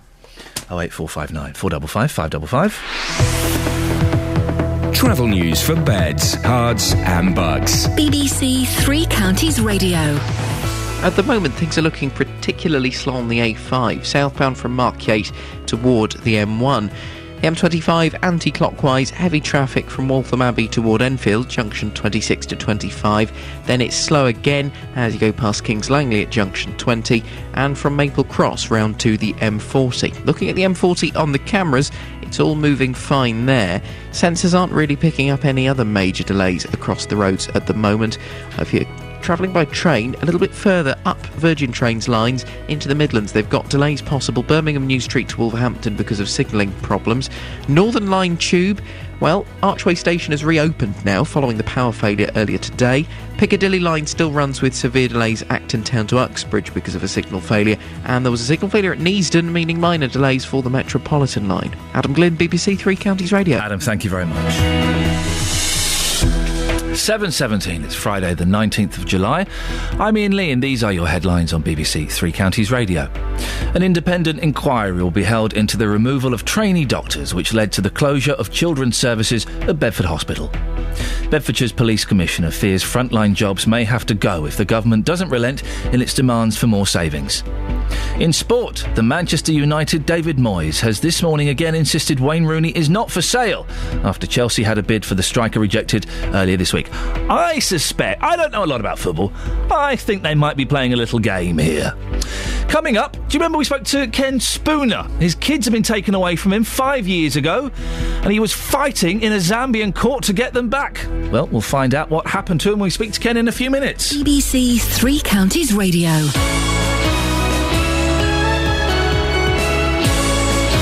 Roberto Perrone, debating the local issues. Bill Rowe is a guardian angel. He needs volunteers for his Luton chapter. This is not being a policeman. You can't do a policeman's job. It is giving safe passage to more vulnerable people. Roberto Perrone. A red kite has been rescued from a tree in Hertfordshire. There was a lost parrot in the Three Counties, and I was ready to mobilise our best people. Forget snakes on a plane. This is snakes in Hertfordshire. Potentially 27 of them. Roberto Perrone. And I love the animal stories. I do the animal stories. Weekdays from 3 on BBC Three Counties Radio.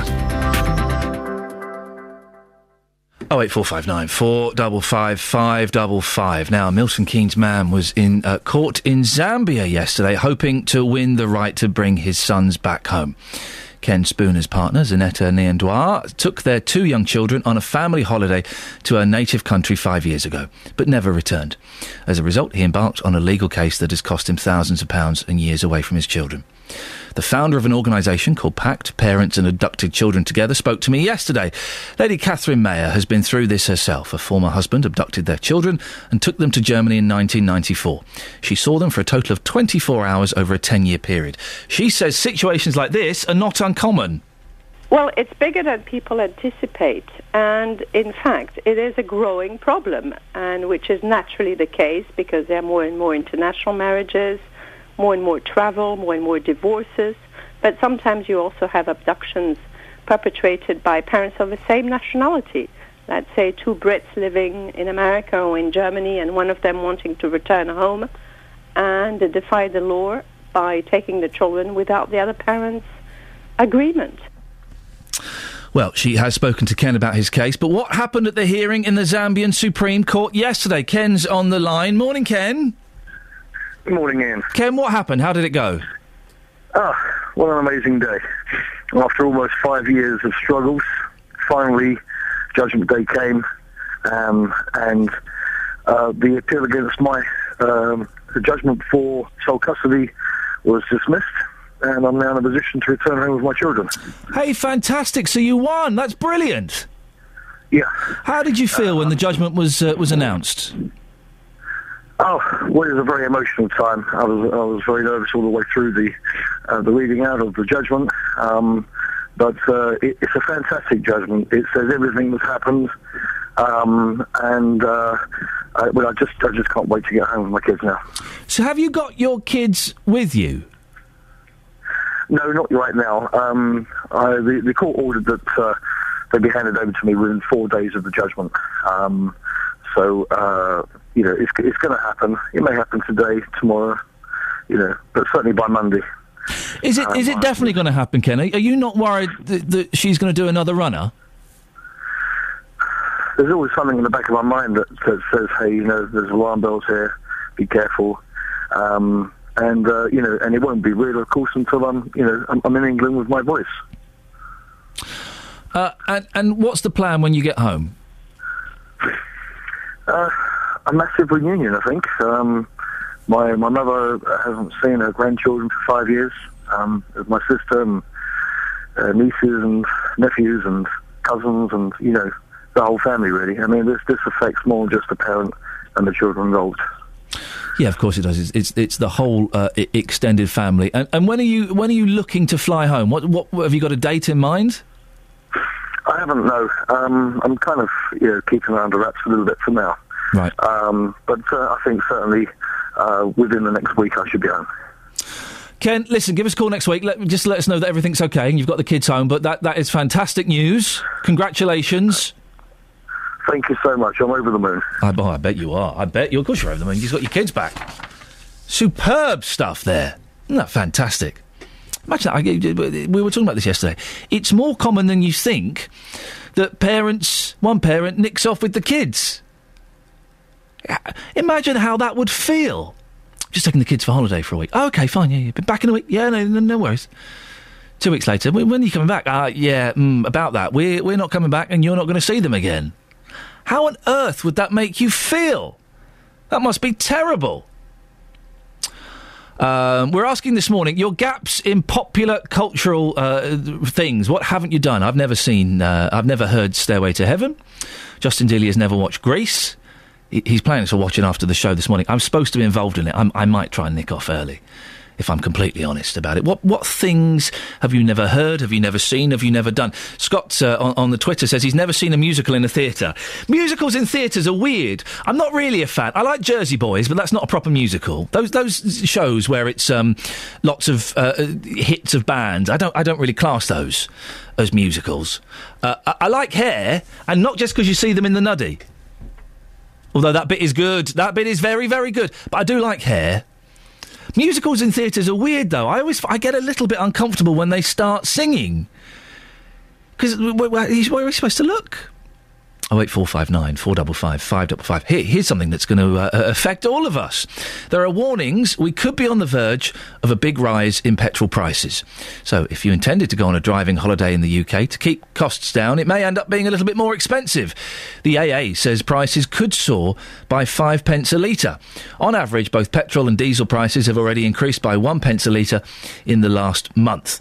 Well, if prices went up again, would that change your driving habits? Would you cut down? Would you sell the car? 08459 455 555. Howard Cox is the co-founder of Fair Fuel UK, a nationwide campaign to keep prices low. Howard, why are these prices set to go up again? Well, there's a number of reasons for this, and good morning to everyone. The issue really is that actually is speculation, oil price speculation. Now, obviously, with the problems in the Middle East, particularly Egypt at the moment, and bear in mind Egypt isn't the biggest supplier of oil in the world, it seems to be that oil speculators sitting, we don't know where, in banks, in brokers, etc., are actually dictating what the prices will be at the oil price level. Is there anything that can realistically be done to keep prices low? Well, there's two things. As you know, I'm sure all of your listeners know that 60% of what goes into their tanks is tax, and that's VAT and fuel duty. The other 40% is made up by retail, oil pricing, etc. What we need is a full oil pricing and petrol pricing, diesel pricing study investigation by the Office of Fair Trading. We submitted a survey on Monday with 370,000 signatures to it, with MPs, with the backing of the RAC, 7 million members, 20,000 hauliers, and it was turned down because they said they haven't got much evidence. Interestingly, it's amazing that earlier in the year, the EU Commission actually raided offices of Shell in London, so there must be evidence laying around somewhere, and also the US Senate is actually carrying out an investigation into oil speculation and prices as well. There will be some people listening, Howard, who say, well, it's good that petrol's going up because with all the environmental damage that cars cause, people should be paying more. Yes, I hear that. Many a time I'm actually on radio stations talking with environmentalists, and our 370,000 members of fairfielduk.com, they are not actually against having a nice greener environment, but they have to get to work. They have to buy food. Everything that sits in your office, sits in people's houses, arrived on a lorry. We are a motoring economy, and we need to have cheaper fuel to get the economy motoring again. Petrol is very expensive. Is petrol going to become unaffordable for the average driver? Absolutely. It's already that way. There's a lot of what we call fuel poverty. We're talking about gas and electricity, but it's also true about people in petrol. There are people giving up cars, people are giving up their jobs. There are nurses, district nurses, who can't afford to go to work because they can't afford to go to see their patients, etc., etc. It's happening now. It is already too expensive. We need to get back or in line with European parity, which is about 25p cheaper. Howard Cox, co-founder of Fair Fuel UK. Well, what do you think? Petrol goes up. I mean, it's expensive now, isn't it? Kind of, but 136, 137 kind of thing. It's been a little bit more expensive. That could go up by another 5 pence. If it does go up, would you have to rethink your lifestyle? Maybe sell one of the cars, maybe sell both the cars. Maybe not drive to work, get the bus, walk. Would you have to rethink the way you live your life if petrol went up? So give us a call, 08459 455 555. Or you can go to facebook.com/BBC 3CR and have your say on that. One tip, drive slower. Drive slower, for goodness sakes. I do a lot of motorway driving, and by driving at 60 miles an hour on the motorway, it makes such a difference. It makes such a difference to the amount I spend a week. Makes such a difference the amount I spend a week by just driving a little bit slower. Just slow down, ease off. Ease off a little bit. 15 quid a week I reckon I can save by doing that. Give me a call. How will the difference in price affect the way that you use your car? 08459 455 555. You can send me a text as well, 81333. Start your text 3CR. Go to facebook.com/BBC 3CR. Maybe you'll have to cut down on trips at the weekend with the kids. Bikes. You wouldn't want to make a move to a bicycle, would you? Oh, I can't think of anything worse than riding around on a bike. Absolute nightmare. Also, I'm using more petrol. I've got the AC on in the car. Yes, you see, that makes a difference. Right, 7:28, let's get the travel news now. Here's Adam. Travel news for beds, cards and bugs. BBC Three Counties Radio. Cheers, Ian. Things aren't looking too bad this morning. Certainly the M1 looking clear on the cameras. No problems yet for the A1 or the A1M, but it is slow if you're using the A1 into London through Boreham Wood. Southbound from Stirling Corner toward Mill Hill Circus, there's quite a queue building on the cameras there. It's all slow moving. On the A5, speed sensors are picking up some delays through Markyate as you make your way southbound towards the M1 at Junction 9. It's looking pretty slow past Lynch Hill. Everything running fine in Milton Keynes. No delays around Bedford yet today. The A6 is looking pretty clear on the speed sensors. Down to the M25 though, and plenty of traffic coming through anti-clockwise from the M11 in Essex round toward the roadworks section, which starts from Enfield at junction 25. Then it's slow from Chorley Wood all the way to the M40, junction 18 to 16. The A10 is quite busy in Enfield from Bullsmore Lane to Southbury Road. On the trains, you have delays of up to 10 minutes now for Virgin services off in the Midlands between Birmingham New Street and Wolverhampton. They have a signalling problem that's affecting them through there, and it could cause some late running services to come through Milton Keynes, but at the moment everything looking absolutely fine. Piccadilly line tube, severe delays, Acton Town to Uxbridge. This is a signal failure at Alperton, and on the Metropolitan line you're going to find minor delays after a signal failure at Neasden. Adam Glynn, BBC Three Counties Radio. Thank you very much, Adam. Coming up to 7:30, let's get the news and sport now. Here's Catherine Boyle. Across beds, hearts and bugs. This is BBC Three Counties Radio.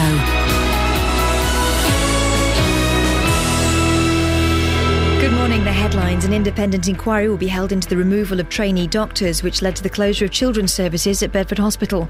Bedfordshire's Police Commissioner fears frontline jobs may have to go if the government doesn't relent in its demands for more savings. And a man's due in court today charged with the murder of 66-year-old Graham Buck in Little Gadsden. Three Counties Sports. BBC Three Counties Radio. It was Australia's day at Lords as England's top order struggled for runs on the opening day of the second Ashes Test. The home side closed on 289 for 7 after Iain Bell hit his third successive Ashes century before being bowled out by Australia's Steve Smith, who took 3 late wickets. And Bell hopes that's a good sign for England's bowlers. Smith's come on and turned it straight away, so it's nice signs for us. But again, we've got a lot of important overs with the seamers. If the dry conditions stay, then we know we've got quality bowlers that know how to reverse swing the ball.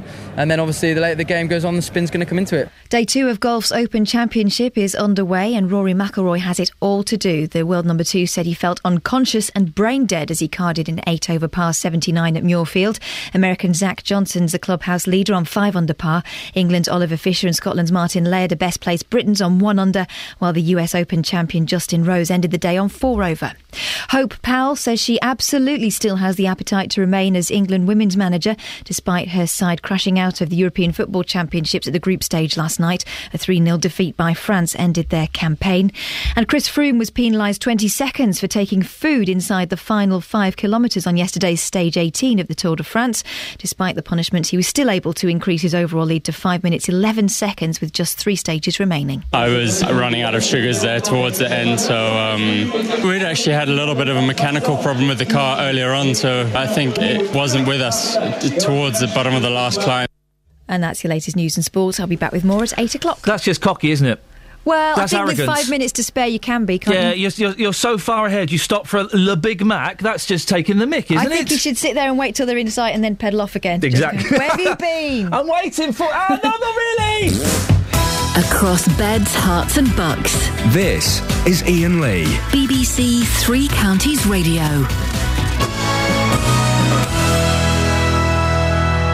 Morning, this is Iain Lee, BBC Three Counties Radio. Lots to talk about. The price of petrol. We're talking about Meppershall Care Home as well. Do you remember if we spoke to a gentleman earlier in the week who had to find a new place for his mum by Friday? Well, did he manage it? And also talking about bits and pieces you've missed in popular culture. Well, this morning we are asking, how safe do you feel when walking through your local park? Earlier this morning we heard from David Trundley. He says there's a problem of antisocial behaviour along the riverside in Buckingham, and he says not much is being done about it. Among the problems are people drinking alcohol, being rowdy and generally foul-mouthed, and a little bit of sexual behaviour going on as well. Well, our reporter Barry Caffrey visited the park yesterday, and this is what some people had to say about their experiences. My husband came home one evening and late in the evening there were about 200 teenagers, mostly underage drinkers. One girl, he said, couldn't have been more than 15, was lying across the bridge that leads over to the Stratford Fields, which is the football club. But obviously, comatose on alcohol. So it is an issue. It speaks volumes because, the car park area, they've had to put speed bumps in there because of late night whizzing around in cars and all that sort of thing. So there is an element of it, yeah. I came down at lunchtime and there was a young crowd of girls and boys, and their language was really rude and disgusting and very loud, so you could hear it probably the whole way along. And what did you do? Does that put you off coming down here? I think it does, because you just come down just to chill out, eat your lunch, your break off work. So it isn't very pleasant, and there's quite a few elderly people that do come down, and I think it's very uncomfortable for them. Well, that was some people in Buckingham speaking with our reporter Barry Caffrey yesterday. Mike Smith is a town councillor for Buckingham Town Council and is also chairman of the Neighbourhood Action Group. Morning, Mike. Have you spotted the problems in this park? Oh, yes, we're aware of the problem. We have been for a year or so, which is why we've taken some action to try and avoid it. What kind of things have you seen going on in the park? Well, as described by your previous contributors, I think some of those reports refer to a time back. Things have improved, but we're certainly aware on the riverbank there have been groups of drinkers fairly late at night putting off people who want a late night stroll and this sort of thing. Well, we heard David Trundley, the listener who got in touch with us, says it's still happening, and it's still happening in the daytime. People drinking in the daytime, people smoking spliffs in the daytime, sexual behaviour. I heard David's comments, yes, and he's right, but it has reduced. The police have taken a pretty robust line with this. The new inspector covering the neighbourhood team has got a zero tolerance on such matters, and the police, I do know, have confiscated alcohol. They have put restrictions on people, telling them not to, so they can't come back within 24 hours and this sort of thing. Well, hang on, Mike. Confiscating alcohol, if you confiscate my can of White Lightning that's cost me 32 pence, I'll go and buy some more White Lightning. And if you tell me not to come back in 24 hours, well, I'll be back in 24 hours and drink. That doesn't really do a lot, does it? Well, it's what the police can do. If you don't think that's enough, then you need to take that up with Thames Valley Police. They can impose on-the-spot fines, can't they? They can, and they have done. And how successful have those fines been? Is it £500 fine? Is that it for drinking in the site? I think it's around that. I'm not sure of the exact figure. How many of those fines have been handed out? I don't know. Any? I don't have access to Thames Valley Police statistics. Have any been handed out? Yes. Okay. More than 10? I have no idea. This is something you need to take up with the police. Well, in the greatest respect, Mike, as a town councillor and chairman of the Neighbourhood Action Group, I would have thought you might have discussed this with the police. I have discussed it with the police, and that's how I'm aware that action has been taken. But you've not asked them for specific numbers? I haven't done, no. Why? Because their statistics are produced on a monthly basis, and we'll be picking it up next Wednesday at the Neighbourhood Action Group meeting. So next Wednesday, you'll know how many on-the-spot fines have been handed out for antisocial behaviour in the park? Yes. Fantastic. Could we speak to you next Thursday and get the details on that? We can indeed. Superb stuff. Same time, same place. Well, you exactly. It's a date. Should the police be given more powers? Do you think, Mike?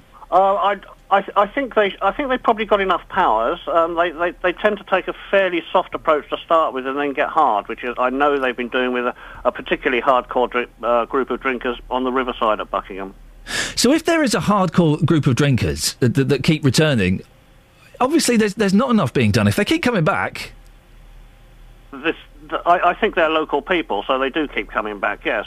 But if they keep coming back being antisocial, then obviously... Yeah, it is, yes, and they do upset a lot of people. But it is a police issue. All the town council and the Neighbourhood Action Group can do, and it's two different groups, the town council have increased, at the police request, a number of designated no drinking signs for the area so that the police can take whatever action they wish to. The Neighbourhood Action Group monitors matters and tries to come up with ideas to resolve problems and that. I mean, the Neighbourhood Action Group or the Town Council don't have any powers to move people on, stop them drinking, stop alcohol being sold, etc., etc. I don't know if you've got kids or grandkids, but would you take children to this park while there are people drinking, engaging in sexual acts and smoking drugs? No, I would not. No, I'd be very worried about it. And as a town councillor, I am concerned because we're very proud of our parks. We keep them really smart and that. And we have picnic areas that people can enjoy. And behaviour that's been described by your listeners and that is not something that we're particularly happy about, as you can imagine. Mike, listen, thanks very much for coming on. I really appreciate your time. Maybe we'll speak to you next Thursday and get some more on those figures. OK. Thank you very much indeed. That's Mike Smith, Town Councillor on Buckingham Town Council, chairman of the Neighbourhood Action Group. Sounds like some great parks, and there are some great parks. If you fancy having a cheeky spliff, if you're a stoner, then there's lovely places to go and hang out. But if you're a family, if you've got kids and you want to go for a kick around with the boys or the girls, hey, come on, then you wouldn't really want to see that. Mummy, what's that funny smell? Daddy, what's that man doing? Why has he got no trousers on? You don't... Yeah, exactly. You don't want to see that, do you? 08459 455 555. Have you seen this behaviour in the parks? Not just at Buckingham, at Beds, Herts and Bucks. Have you come across it? What do you think? 08459 455 555 is the telephone number. Pat's in Houghton Regis to talk on policing. Good morning, Pat. Good morning. We've had two police stories recently. Yesterday that crime has gone down, and today that we're going to have to cut down on the number of bobbies on the street. What's your take on all of this? Well, we might as well cut down on the bobbies on the street for what work they're doing with reducing the crime levels when it comes to antisocial behaviour and other low-level crimes. It really angers me because, you know, when you ring them up and say, well, I've got some footage of kids on a motorbike with no crash helmets. I took footage because it was in my car. They actually come across my car. Come and have a look at it. Oh, yeah, we'd be down. Yeah, we'd be down. That's 7 weeks ago. Not a sign. Not a sign. But the crime figures are down, Pat. Did you not hear David Lloyd in a couple of days ago? Yeah, it's all. Oh, what do they call it? PR stuff, isn't it? Really. How can you can manipulate crime figures by just giving people warnings. They don't get recorded. You sound a bit dubious about the whole thing. What would you like to see done, Pat? Well, I'd like to see the PCSOs disbanded and put more frontline police, real policemen on the beat, out there doing the job. But there's not the money, is there? And I'm not quite. Everyone says I want to see more bobbies on the beat. I'm not quite sure if that actually makes a difference. Does it? Well, there is money there because if you do get rid of all the PCSOs, you've got money straight away. And instead of having those as professional witnesses, as Bedfordshire Police call them, we don't want professional witnesses. We want policemen that are actually going to arrest people, and that's the difference. But do bobbies on the street? This is always the line. Everyone, what do you want for police? I want to see more police on the street. I'm not convinced that seeing two coppers walk down the street, I'm not convinced that actually has an effect on the levels of crime. No, it won't have an effect on the levels of crime if you've got people from the top saying to their bobbies on the beat, just warn them. Don't issue any tickets to them. Just warn them, and maybe they may not do it the next time. And these criminals laugh at our police when they're on the street. They don't really.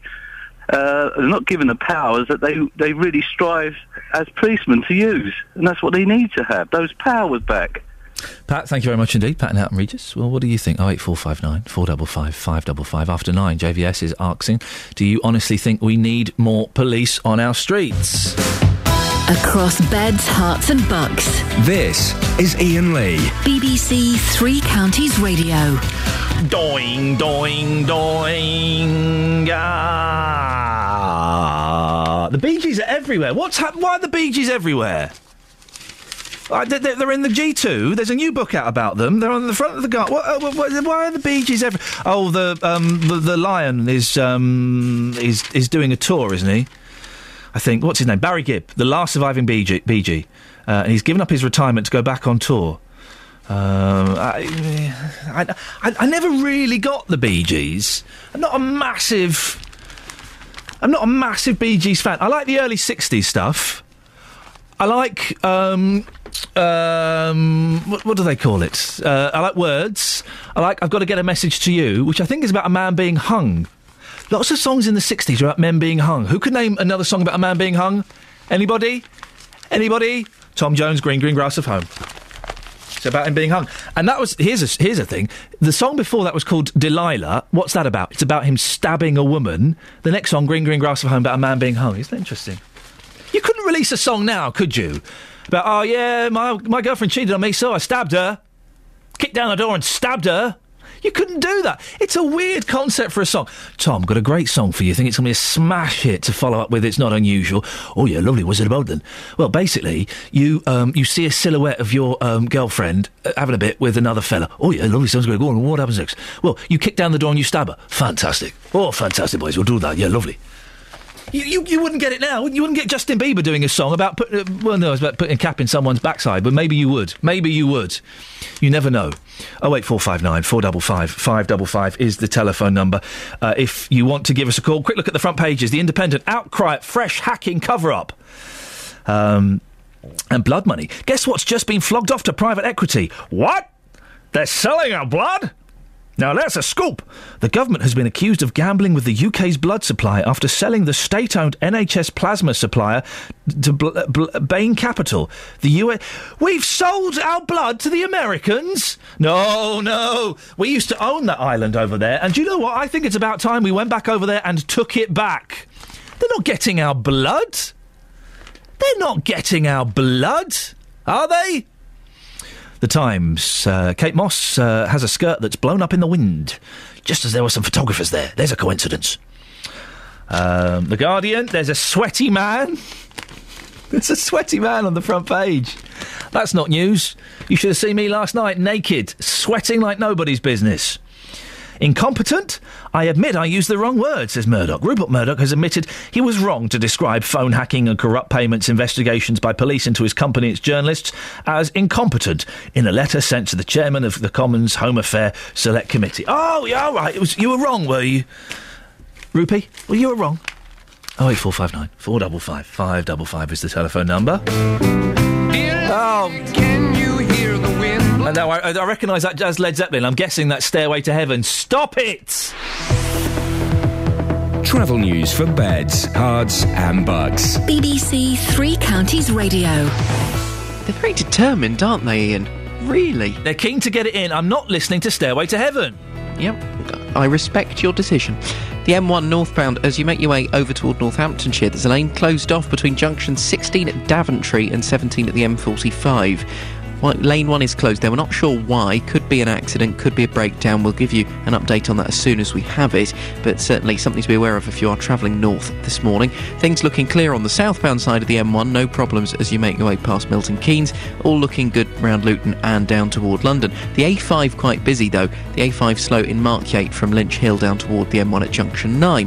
The A414 in St Albans looking quite slow on the speed sensors as you come to the London Coney roundabout and the A1081. Things running well in High Wycombe though, no problems on the M40. M25 slow anti-clockwise from the M11 back in Essex round to Enfield through the roadworks, and then it's slow from Chorleywood to the M40. Into London, the A1 busy in Boreham Wood, Stirling Corner to Mill Hill Circus. Virgin Trains report delays off in the West Midlands from Birmingham to Wolverhampton. Metropolitan Line Tube, minor delays because of a signal failure, and severe delays on the Piccadilly line, Acton Town to Uxbridge because of another signal failure. Adam Glynn, BBC Three Counties Radio. Adam, thank you very much. 7:46, it's Friday the 19th of July. I'm Iain Lee and these are your headlines on BBC Three Counties Radio. An independent inquiry will be held into the removal of trainee doctors which led to the closure of children's services at Bedford Hospital. Bedfordshire's police commissioner fears frontline jobs may have to go if the government doesn't relent in its demands for more savings. In sport, day 2 of golf's Open Championship is underway and Rory McIlroy has it all to do after carding an 8-over par 79 at Muirfield. Oh. Coming up, we've been following the story of the Meppershall care home. Today it's closing. All of its residents need to be out. We'll be speaking to one gentleman to find out if he did manage to find somewhere for his mum to go. Before that, here's the weather with Elizabeth Rossini.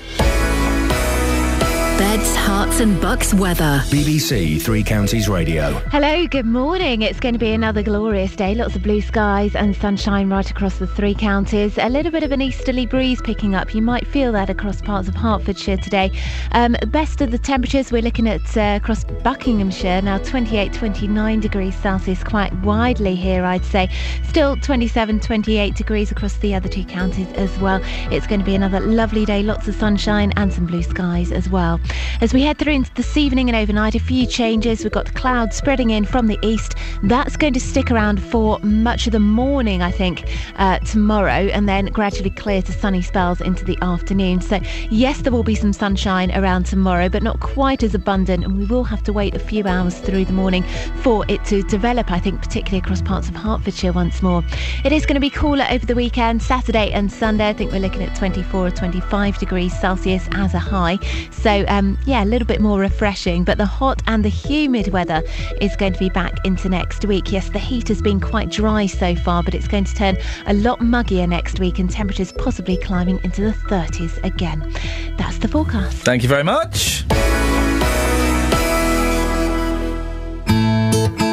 Nick Coffer, across beds, hearts and bucks. Today, to celebrate the beautiful weather, we're taking the programme to the Waterways Festival in Watford. Nick Coffer. We'll bring you all the sights and sounds from the day, including learning about the boating lifestyle on the Grand Union Canal. Across beds, hearts and bucks. Plus, I'll have a go at bricklaying, there'll be live music, and I'll get to meet one of the UK's last surviving towpath tractors and finding out what they actually are and what they do. Nick Coffer. Live from the Waterways Festival in Watford, today from midday. On BBC Three Counties Radio.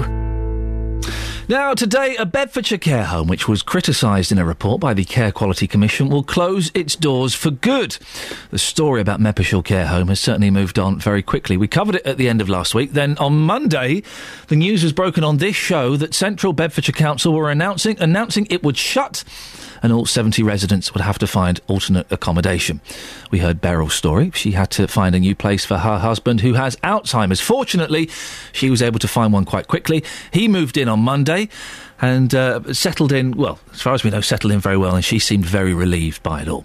On Tuesday, I spoke to Wally Thrale from Sandy, who was in the process of trying to find somewhere suitable for his mum. Well, Wally joins me now so we can find out what happened. Wally, any success? Yes, she moved yesterday into a home in Hitchin. Fantastic. When did you find this home? We went round on Tuesday. Well, we knew about it anyway because a relation of my wife had stayed in there before anyway, so we knew about the place. So she's moved in. One of the things that my mum was asked by a social worker was did she want to move to another place, and if she said no, then I think she would have had to have gone home, which would have been a crazy situation. Yes. Now, you remind me, your mum has Alzheimer's, doesn't she? Yes, mild dementia. And it would have been impossible for her to go home and live on her own or live with you, so the home was essential. Yes. Are you happy with... One of the concerns was location, wasn't it, for you and I think your sister being able to go and visit. Are you happy with the location? Well, it's longer for me to get to, and it's also quite a bit more expensive, which means our money will run out sooner than later. So that's not helped either. And I know of somebody else that was trying to find somebody, and they still were struggling to get a place. So it might have been advisable to try and find out if there were enough places before they closed it. How happy are you with the help that you got when from the council in terms of finding a place? We wanted to find it ourselves because my view was that the council wanted to get everybody out, and they weren't really concerned about where they went. They could have gone out of county as far as they were concerned, but they just wanted everybody out. We wanted to make sure that the place was A, acceptable and a decent place, and B, somewhere we could get to reasonably easily. So we had different priorities to the council. They wanted to get everybody out by today. In terms of payment, there'll be some people listening who don't quite know how it works. I'm assuming your mum has got over the threshold, is it £23,500 in savings? Yes. So that means she's responsible for all her care. That's right. And just to remind people, when it falls below that threshold, what happens? Then the council will start paying, but the social worker was at great pains to point out to me that as soon as she gets to this threshold, then she won't be able to stay where she is at the moment because it's too expensive, and the council won't pay for that. So she'll have to move again. She'll have to move again. It's just, it's an unfortunate chain of events. How was Mum on the move? Was she okay? Yes, I understand she was. My sister went in yesterday, my wife did, and my daughter. I wasn't able to go yesterday, but I understand everything was okay after the move. So, yes, we're in a position where we didn't expect to be last week. And did she seem to be settling in okay? It wasn't too stressful for her? No, I think there's a lot of caring people where she's gone, and they were at great pains to make sure she was okay and looked after and all that sort of thing. So, yes, she was being cared for well yesterday. And did you speak to any of the other residents of the home, any other families, about how they were coping with this? Well, there's somebody else I know who's got a relation in there, and she emailed me a couple of days ago saying that her parents were trying to find a place for this relation, and they were struggling. Because this is what we found. We were going around many care homes or phoning them up, and they had no places left because they were being booked by the people coming out of Meppershall. this is my point to the council. Perhaps they should have made sure there was sufficient space available in the county before they closed the place down. It all happened very quickly, didn't it? Last week we were talking about how, they needed to buck up their ideas because the CQC had failed it on several things and they were looking to the future and we can turn this around. Then suddenly on Monday, it's closing. Everyone's got to be out by the end of the week. Well, they didn't give the new manager any time. She was there for about 8 days, I think, something like that. 8-9 days. That's hardly time to turn things around. And they said on Friday, we want to make sure things are going to get better. And then on Sunday they decided to change it and close it. I mean, it's just not consistent with the things that they were saying. I just don't understand where they were coming from. There seems to be a bit of an agenda here, and I don't understand what it is. In your opinion, Wally, how has this all been handled? Poorly. There was far too lack of consultation. It all came about very quickly. There might have been a problem in one particular area, but it seemed to have affected the whole of the home. When we visited, and we visited many times, we didn't see anything untoward in that place. My mum was in the Raleigh floor, and the care was good. She was looked after well, so we didn't see any of this coming at all. Wally, listen, hopefully Mum will settle down and she'll enjoy her time in the new place. OK, thank you. Thank you very much. Okay. That's Wally Thrale there. Very stressful finding a home for someone. 08459 455 555. Hey, kids! Petrol's going to go up. I know, that's great news, isn't it? We're all using a bit more petrol because the AC sucks that juice down like there's no tomorrow. Could go up as much as 5 pence a litre. Well, how is that going to affect your driving habits and your lifestyle? Les is in Luton. Les, if petrol goes up by 5 pence a litre, what changes are you going to have to make? Well, the problem, Iain, I won't be able to make no change. I just got to live with it. I used to have a petrol car, and I changed from petrol to diesel because at the time diesel were cheaper, and since then diesel have gone up and gone up and gone up. Right now, you mentioned about taking the bus. Yeah. If we all ditch our car, and take the bus, they would have done the same thing. They would just put up the bus fare because it would be big demand for the buses, and they will just continue to keep on putting the bus fare up and up and up. So it's a no-win situation for people like me and others. Well, hang on, Les. If more people use the bus, they wouldn't need to put the bus fare up, would they? Because they'd be making even more money. Or am I being naive? But remember, there were more diesel cars on the roads these days than what it used to be, and they did the same thing, did they? Yep, you're absolutely right. 5 pence a litre is a lot of money, Les. You just have to suck it up, would you, and absorb that cost? I just have to, because I understand a few weeks ago, American was paying about £2 a gallon, right, for their petrol, and they were crying, £2 a gallon, right? They said petrol are bought in dollars, so why are we paying so much for our petrol? In Kuwait, I understand the price of a litre of petrol in Kuwait is 5 pence. What? 5 pence a litre in Kuwait? Right, hang on a minute. I'm driving to Kuwait, Les. I'm going to stock up. Les, thank you very much indeed. Facebook.com/BBC3CR. Dawn says, they've been putting up prices again over the last month. My local area has gone up at least 5 pence in that time. Shame they never bring it down when oil prices drop. Downright greedy. Jeanette says, Bedford is the most expensive place for petrol. In Uxbridge, it's 133.9, and Taunton, it's 128.9. 133.9 I'd jump at, to be honest. Tammy says, I don't have a choice about whether to drive or not. Firstly, the buses round here only go to Bedford, almost as if nowhere else exists. So I'd probably have to take at least 2 buses to get to work.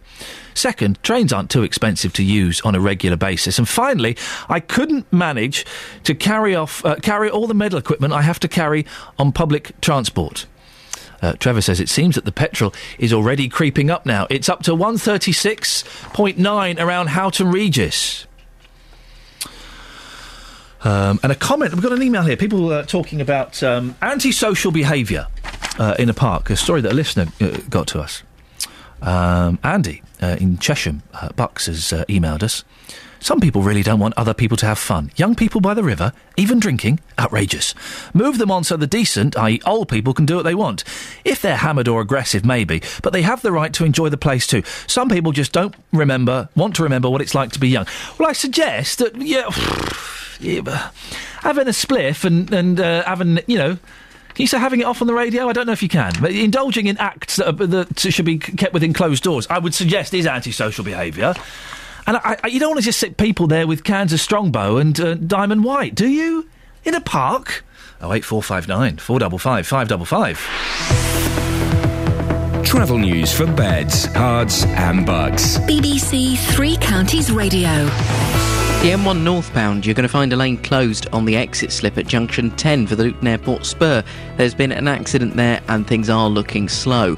Further northbound, we've found out what's going on just across into Northamptonshire. It's a lane closed off because of a broken down lorry. It's having a tyre change between Daventry and the M45.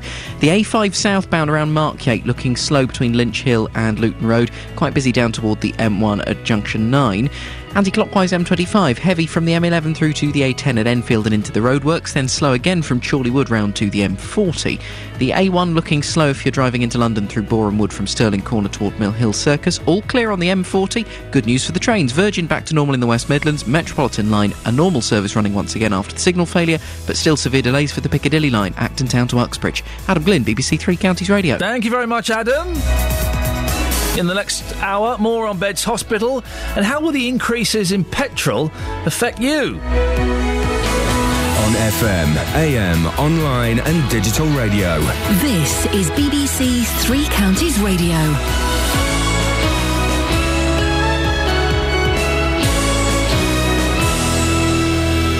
Good morning, it's 8 o'clock. I'm Catherine Boyle. The headlines: GPs may take on Bedford hospital services, frontline policing concerns in Bedfordshire, and Little Gadsden suspect due in court. BBC Three Counties Radio. Bedford's GPs may take on some of the children's services currently unavailable at the town's hospital. Dr Peter Parry-Oakden from the Bedfordshire Clinical Commissioning Group is looking to address concerns raised at a public meeting at Borough Hall yesterday, and he told Iain Lee current plans to send children to neighbouring hospitals could be modified. There was a real concern expressed by the fact that the A&E department would be closed to all children, and I think there was some recognition at the meeting yesterday that maybe that could be looked at to see whether we couldn't actually provide some of the care locally. And certainly we talked about actually general practitioners in Bedford might be able to take up some of the slack.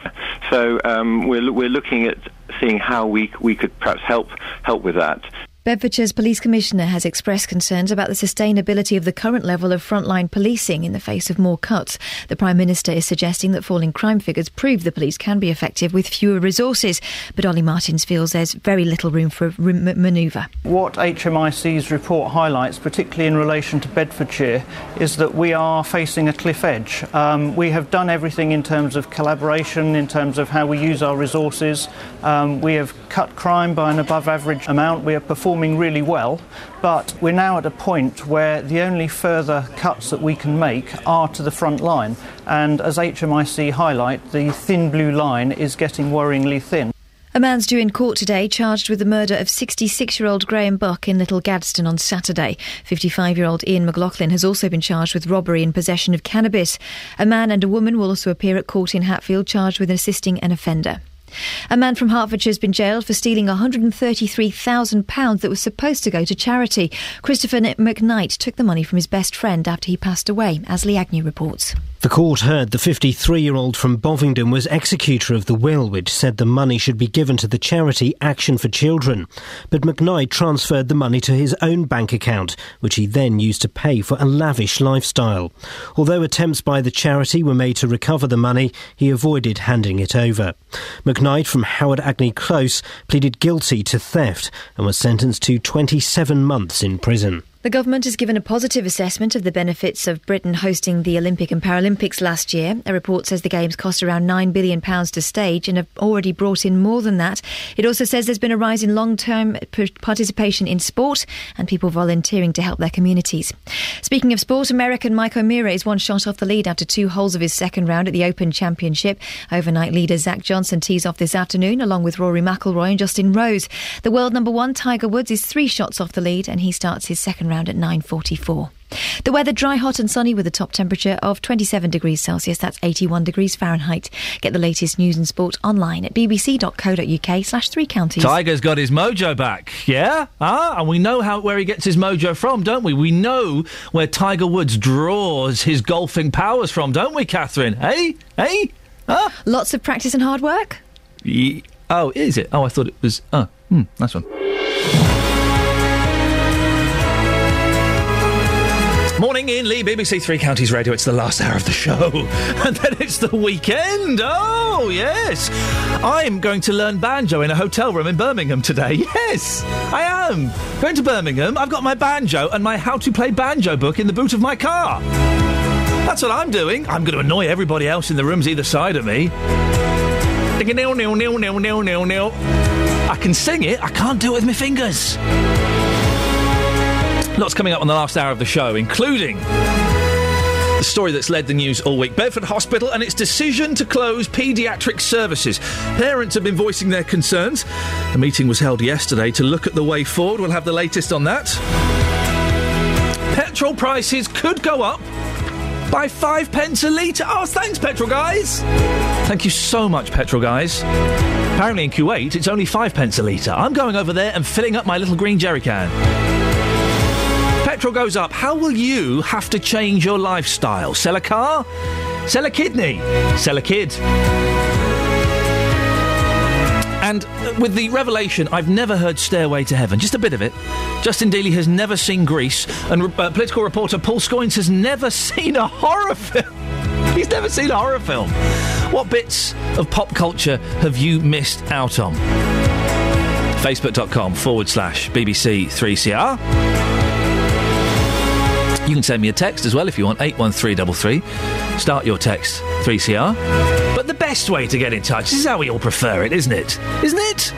It's the telephone. Give me a call. 08459 455 555. Across beds, hearts and bucks. This is BBC Three Counties Radio. There's growing concern amongst parents who use Bedford Hospital about the future of children's services there. An independent inquiry was announced following a meeting yesterday, though that won't be delivered until autumn at the earliest. Parent Anna Menendez says Milton Keynes is just too far to go in an emergency.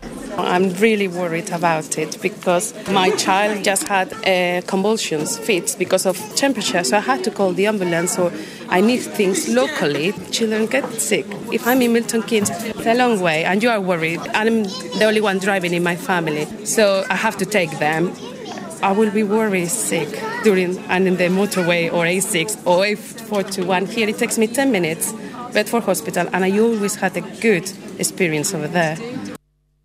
Well, I'm joined now by Richard Fuller, Conservative MP for Bedford, who joins us now. Good morning, Richard. Good morning, Iain. Richard, how did the meeting go yesterday? Well, I commend the Mayor for holding the meeting. I think it was useful for everyone to look at some of the issues. There were some concerns that came out. In particular, I'm concerned that time is ticking for the hospital to get their plans in place so that the concerns of the local resident we just listened to are allayed. What have been the concerns raised by your constituents? A lot of them are concerned about transportation. Normally, if you have a very sick child and you have to go to Great Ormond Street or to Addenbrooke's, you do have to pay for the transportation.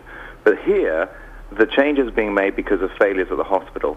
And a lot of mums and dads are saying, now it's going to cost me, instead of costing me maybe £3 or £4, it's going to cost me £24 or so to go over and see my child if he or she gets sick in Milton Keynes. And for hard-pressed families, that's quite a lot of money. And there's no answer yet on how and whether it will be possible to subsidise parents whilst paediatric services are transferred to other hospitals. We've heard on this show from several local people who want you, Richard, to do more. They think you have the power and that you can make a difference.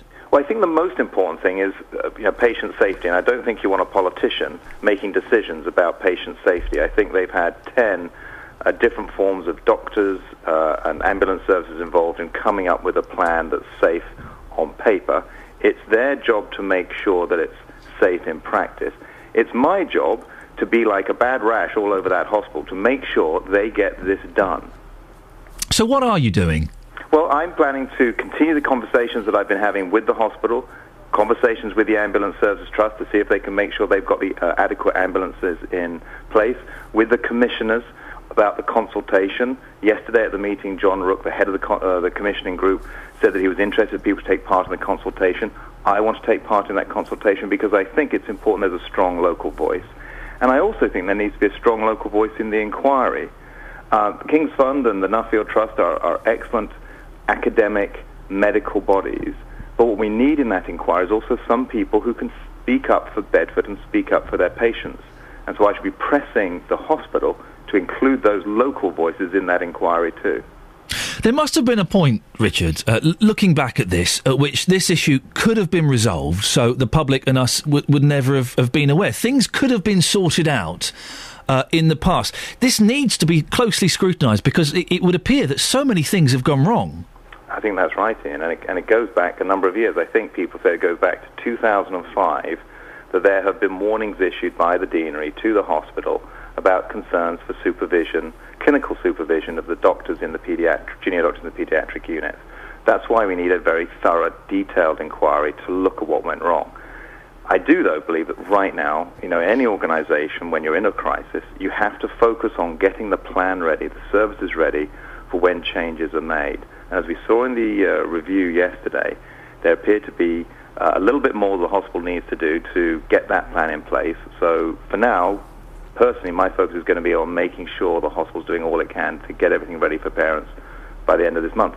We've heard that trainees who raised concerns were made to feel very uncomfortable and were told they were being emotional. Some people have suggested there may have been a bully or a culture of bullying from some of the senior staff at Bedford Hospital. Are you going to look into that, Richard? Well, I am. I think one of the things that we're seeing in this new era of transparency and openness in the NHS is the public don't want to have stories about doctors being told to be quiet. I think in the past there were gagging orders in the NHS so that people who left the NHS couldn't talk about some of the problems. We need transparency, we need openness, and if there is evidence of junior doctors being bullied, being told that they shouldn't talk about things that were going wrong, then that evidence needs to be shone in the light of day. That's the job of the independent inquiry, and that's why I'm concerned we have local people involved in the inquiry, not just the medical experts. For a town the size of Bedford not to have a fully functioning children's unit, that's embarrassing, isn't it? It's a disgrace. It doesn't show the town you represent in a very good light. No, we need to have a full range of modern paediatric services in Bedford that are sustainable. But I think that's slightly different from slapping back as quickly as possible a situation that's not safe and sustainable. So the opportunity that we have caused by this failure at the hospital, the opportunity, if there is one, is to decide what that modern range of paediatric services should be in Bedford and to put it on a sustainable basis so that it isn't susceptible to the same shortcomings that the existing paediatric services obviously were. Sorry, are you saying from that the paediatric services will return, but they'll be scaled down from what they have been in the past? No, I think they'll be modern. If you look at some of the work that the Royal College of Paediatricians are talking about and the way in which they talk about the delivery of paediatric services today, if they were to design it today, these are the experts who deliver their care. They look for a different configuration, maybe putting more resources out of the hospital into the community. But it does mean that the full range of services will be available to people in Bedford. But not in the hospital? A different way of delivering, exactly. A different way of delivering it. Maybe not all in the hospital. Oh, this is interesting. This is because we've been... Stephen Conroy, the acting chief exec, who's a little bit vague, I think we can say that quite safely, has sort of implied that he hopes to have the paediatric unit up and running by March of next year. But you're saying that all of those services, they'll be available, but they might not be available in the hospital. They'll be out in the community. They might be out in the community. They might be delivered at the hospital by a different group. For example, we have eye services delivered at Bedford Hospital by Moorfields. Moorfields is an excellent specialist in eye services, and they deliver it at Bedford Hospital. That could be the solution in the future, that we get a modern set of paediatric services delivered by the experts in that area. And Dr. Hilary Cass, who's the head of the Royal College of Paediatricians, I think has written and spoken about this. And I'm keen that we get the best, most up-to-date thinking about paediatric services so that we can deliver a sustainable range of paediatric services here in Bedford. The government has talked about big medical centres of excellence. Do you see that Bedford Hospital is one of the victims of this, and it's gradually being scaled down? No, I think we need to see this as for what it is. This is a failure of clinical supervision of junior doctors. And Dr. Ed Neal, who's the medical director at Bedford Hospital yesterday, was speaking that he's already in communication with the deanery to return those junior doctors. Returning those junior doctors enables that unit in Bedford Hospital to go back to providing the range of services, albeit as I would hope on a modern, sustainable basis, in the future. And I think we need to focus on the problem that is, not on some problems that may be out there, but actually aren't really impacting Bedford at the moment. Well, and finally, Richard, that we've spoken to lots of parents who are worried about how their lives and their children's lives will be affected by this. What's your message to them? Well, my message to them, if they have concerns, they should call the number, Bedford 730-500, understand what is required for their child, any concerns that they would have, get in touch with the hospital, get in touch with their GP. The GPs, as Peter Perry-Octon was saying earlier on your show, the GPs, I think, feel very confident that there's a range of services they can provide to support parents at this time. So speak to your GP, call the hospital on Bedford 730-500 and get the information that you need to be sure about what's safe for your child. Richard Fuller, Conservative MP for Bedford, thank you very much indeed. If you want to have your say on that story, it's interesting, isn't it? I feel we're getting set up for some services to resume at the hospital at some point, but not all of them. Some of them are going to be sourced out. 08459 455 555 is the telephone number. If you want to give us a call, facebook.com/BBC3CR. And of course, you can send me a text. Oh, by the way, earlier on, we had a story about those naughty drunk people. Oh, get out, Kelly Betts. You're such a child. I didn't know there were flutes in it.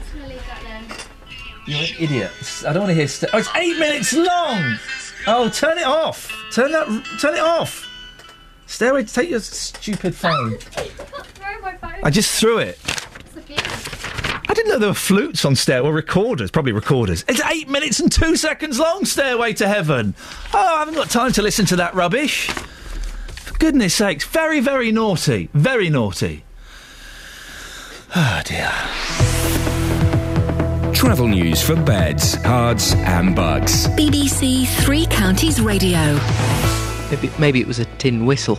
The M1 northbound looking slow as you go past the Luton Airport Spur at junction 10. There's a lane closed on the exit slip road there because of an accident, and it's causing short delays. Northbound, there's also problems across into Northamptonshire. A broken down lorry having a tyre change between junction 16 and 17. The A1 looking slow at the minute with queues coming down toward the Black Cat roundabout southbound. Quite clear along the A1M, and then busy again as you come into London on the A1 approaching Mill Hill Circus as you come down through Boreham Wood. The M25 anti-clockwise still looking pretty busy from Chorleywood round to the M40, and on the tubes you have severe delays for the Piccadilly line between Acton Town and Uxbridge because of signal failure at Alperton. Tickets are being taken on local buses through there. Good service on the rest of the line, no other tube problems, and the trains on the departure boards looking pretty good. Adam Glynn, BBC Three Counties Radio. Thank you, Adam. 8:16, it's Friday the 19th of July. I'm Iain Lee. These are your headlines on BBC Three Counties Radio. Bedford's GPs are being asked to consider providing some of the children's services which have been suspended at the town's hospital. Bedfordshire's Police Commissioner Ollie Martins has expressed concerns about the frontline jobs in the face of more government cuts. In sport, Iain Bell says England's cricketers are still in a good position in the second Ashes test, despite losing 3 late wickets against Australia. Coming up, we'll talk more about police on our streets. The current level of frontline policing in Bedfordshire could be under threat. BBC Three Counties Radio.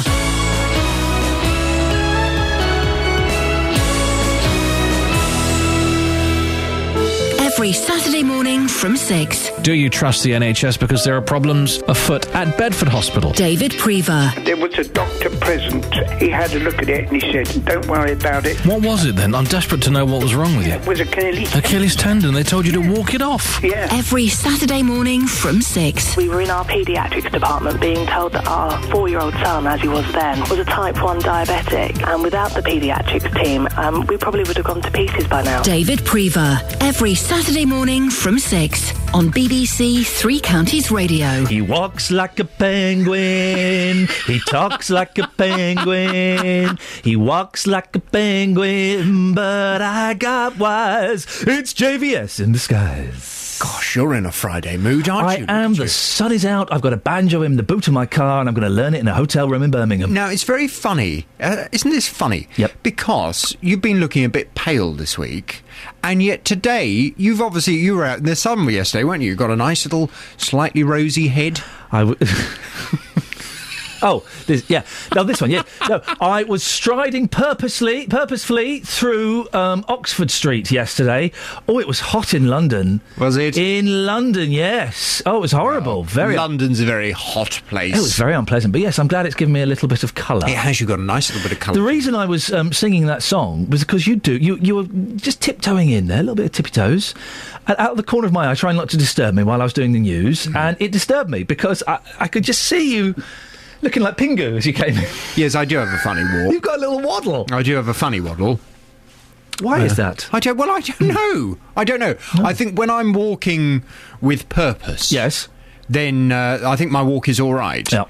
But when I have to do what I would call a leisurely stroll, yep. I do look like a duck. I don't know why. I think it must be something to do with my hips. Perhaps my hips are a bit funny. Your hips don't lie.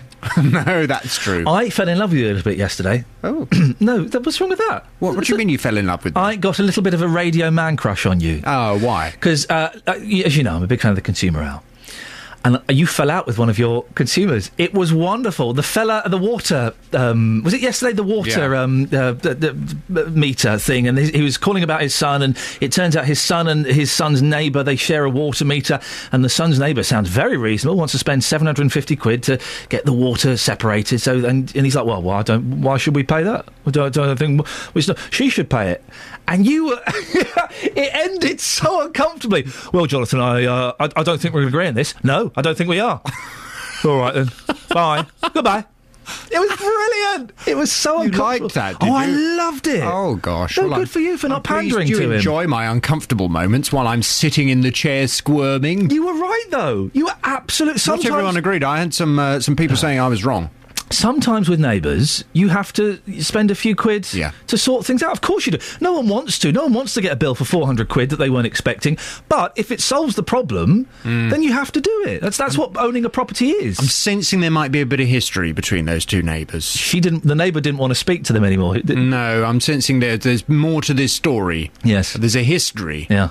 But as far as the water is concerned, no, I think the sensible neighbourly thing to do is to say, well, look, let's look at a way of getting this resolved, and then let's split the cost between the two of us. Yeah, of course. It affects both of us in a bad way. When you own property, this is why you always have a little slush fund, what do they call it? A little bit of a fund for things that might happen to your property. The unexpected. The roof blows. I haven't got the money to fix it. Well, you should always have a few quid tucked away. Oh, I've got to pay 400 quid to my neighbour to separate our water supply. Well, that's life. The fence has blown down. It's my responsibility, but I've not got the money. Yeah, well, that's life. You've got to pay for it. Buy a house. You've got these kinds of responsibilities, haven't you? We're both two old men. We're both turning into my mum. Isn't that nice? Now, on your show this morning, police. Yes. Is that right? Yes. Go on. On the big phone in this morning, do you honestly think we need more police on our streets? The current level of frontline policing in Bedfordshire could be under threat due to budget cuts. The Independent Inspectorate of Constabulary say making savings of nearly £20 million will mean there may not be enough police on the streets to do the job. Nationally, the police need to save £2.4 billion. But are our streets no-go areas? No, they're not. I mean, look at the crime levels today. We know that crime is at its lowest level since, 1991, is it? And we've seen crime at its lowest level since 1991, despite fewer police on the streets. I mean, I don't know about you, but for as long as I've been doing radio phone-ins, people have always said, we need more bobbies on the beat. Want to see more bobbies on the streets? We need more visible policing. I'm not convinced that would make a difference. Well, I'm just wondering whether... I mean, when we get our council tax bill... each year, it shows, doesn't it, how much you're paying for your council tax and how much you then pay for the local police. Yep. I'm not sure whether ultimately I would want to see that bill increase in order for me to have more police walking on the streets, because perhaps it's not necessary. Or is it? From 9 this morning, do you honestly think we need more police on our streets? 08459 455 555. Balls. Pardon? Balls. Mothballs. You need mothballs. You've got a little hole in your shirt, you've got moths. Do you know... That is very interesting. I've worn this on purpose. Oh. For something coming up on the consumer programme. Oh! Oh, I shall be listening. Call 08459 455 555. BBC Three Counties Radio.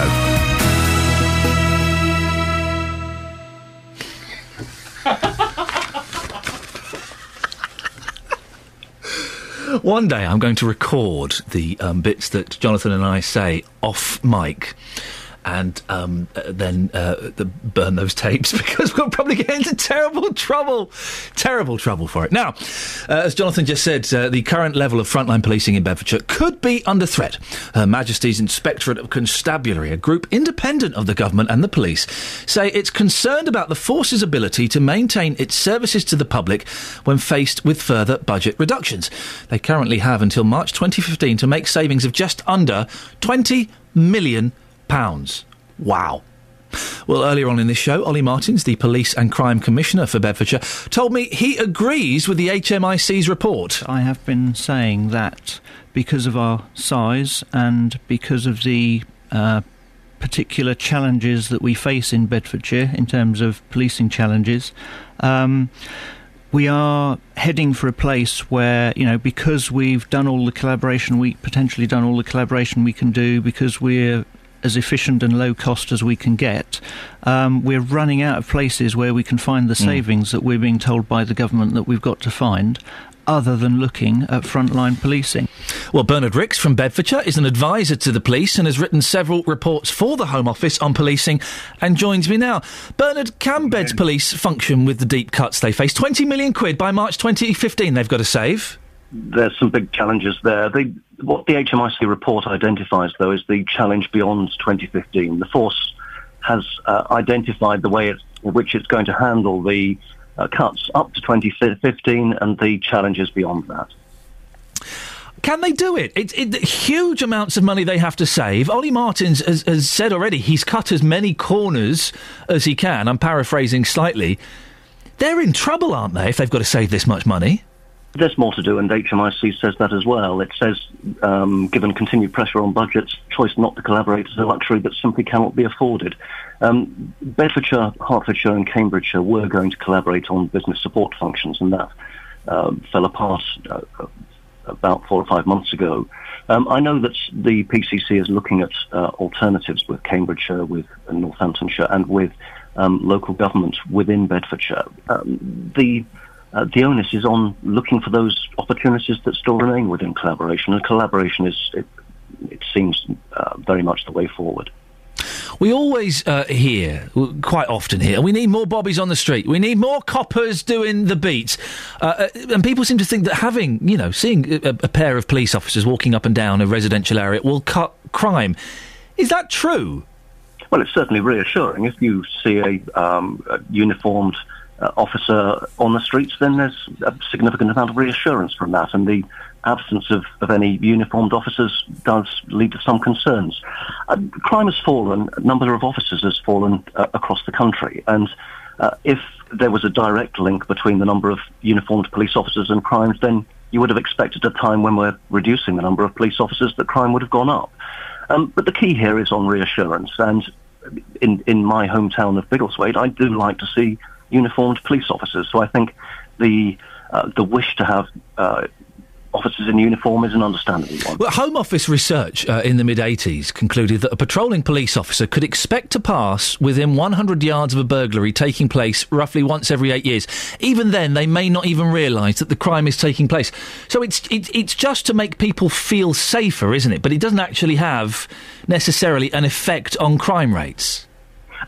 Certainly, it's reassuring. The major challenge, the bigger challenge, though, is in making sure that the way in which police officers and police staff go about their business is as efficient and effective as possible.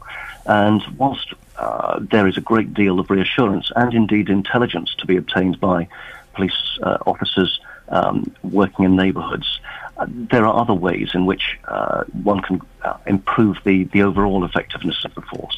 Rightly or wrongly, the public don't particularly feel warm to the idea of having more PCSOs patrolling the street. And Ollie Martin has got to save this money. He can't win, can he?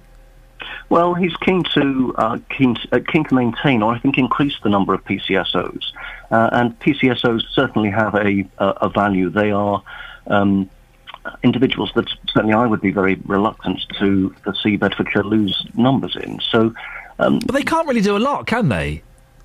They can actually. They may not have the full powers of police officers, but what they can do is tap into the network of information that there is in a neighbourhood. They can have the same powers as others who can detain suspects until a police officer arrives. So they can't. If I'm smashing a shop window, could they arrest me? Well, they have the same, very similar powers to to you and I, and they are better versed in those powers. So, could they handcuff me? I can't recall the exact powers under which you or I could detain somebody, but that's certainly possible. We can go. I could put you, Mr. Ricks, if I saw you doing something naughty, I could put you under citizen's arrest, and you could tell me quite politely to jog on and then just go away, couldn't you? Do they have anything more than that? I don't know whether you remember a few years ago, but there was a government minister who actually detained somebody in front of the Houses of Parliament, and I can't remember what the individual was doing now. And that was perfectly legal. I'm not encouraging that, though. That's certainly something where we do need to be able to call on police officers and PCSOs and have them available fairly promptly in order to deal with instances where we do need police support. Bernard, thank you very much. You've explained that very well. Bernard Ricks from Bedfordshire, advisor to the police. Last 30 minutes, can we find anybody that's placed someone under a citizen's arrest? Could you imagine you see someone doing something naughty in the street, maybe they're doing a bit of graffiti or they've just robbed an old lady. Right, you! Yes, come here. Right, stay there. You're under citizen's arrest. What are you going to do? Well, put you under citizen's arrest and I'm going to call the police. Right, well, I'm just going to walk away. No, come back! Oh, come back, you're under citizen's arrest! Oh, it's not fair! Have you ever placed someone under a citizen's arrest? 08459 455 555. Travel news for beds, cards and bugs. BBC Three Counties Radio. On the M1 northbound, it's still slow. A lane closed on the exit slip at junction 10 at the Luton Airport Spur following an accident there. The M1 northbound a little bit further on, it's good news because the broken down lorry has had its tyre change and it's now on the move again as you head across into Northamptonshire past junction 16. The A5, slow southbound still, speed sensors picking up delays through Markyate from Lynch Hill toward the M1 at junction 9. Busy in patches on the A1. It's slow as you come to the Black Cat roundabout, maybe a little bit busy on the A1M past Hitchin, and definitely a queue on the cameras as you come into London through Boreham Wood from the Barnet bypass down towards Stirling Corner. Broadhall Way in Stevenage, heavy on the A602 going toward the A1M. Friarage Road in Aylesbury is moving pretty well at the minute. It was looking a little bit slow earlier this morning. M25 anti-clockwise quite slow though from Chorleywood round to the M40. Trains running well. Tubes though, Piccadilly line severe delays. Acton Town to and from Uxbridge. Signal failure at Alperton. Adam Glynn, BBC Three Counties Radio. Adam, thank you very much. 8:31 News and Sport. Now here's Catherine. Across beds, hearts and bugs. This is BBC Three Counties Radio.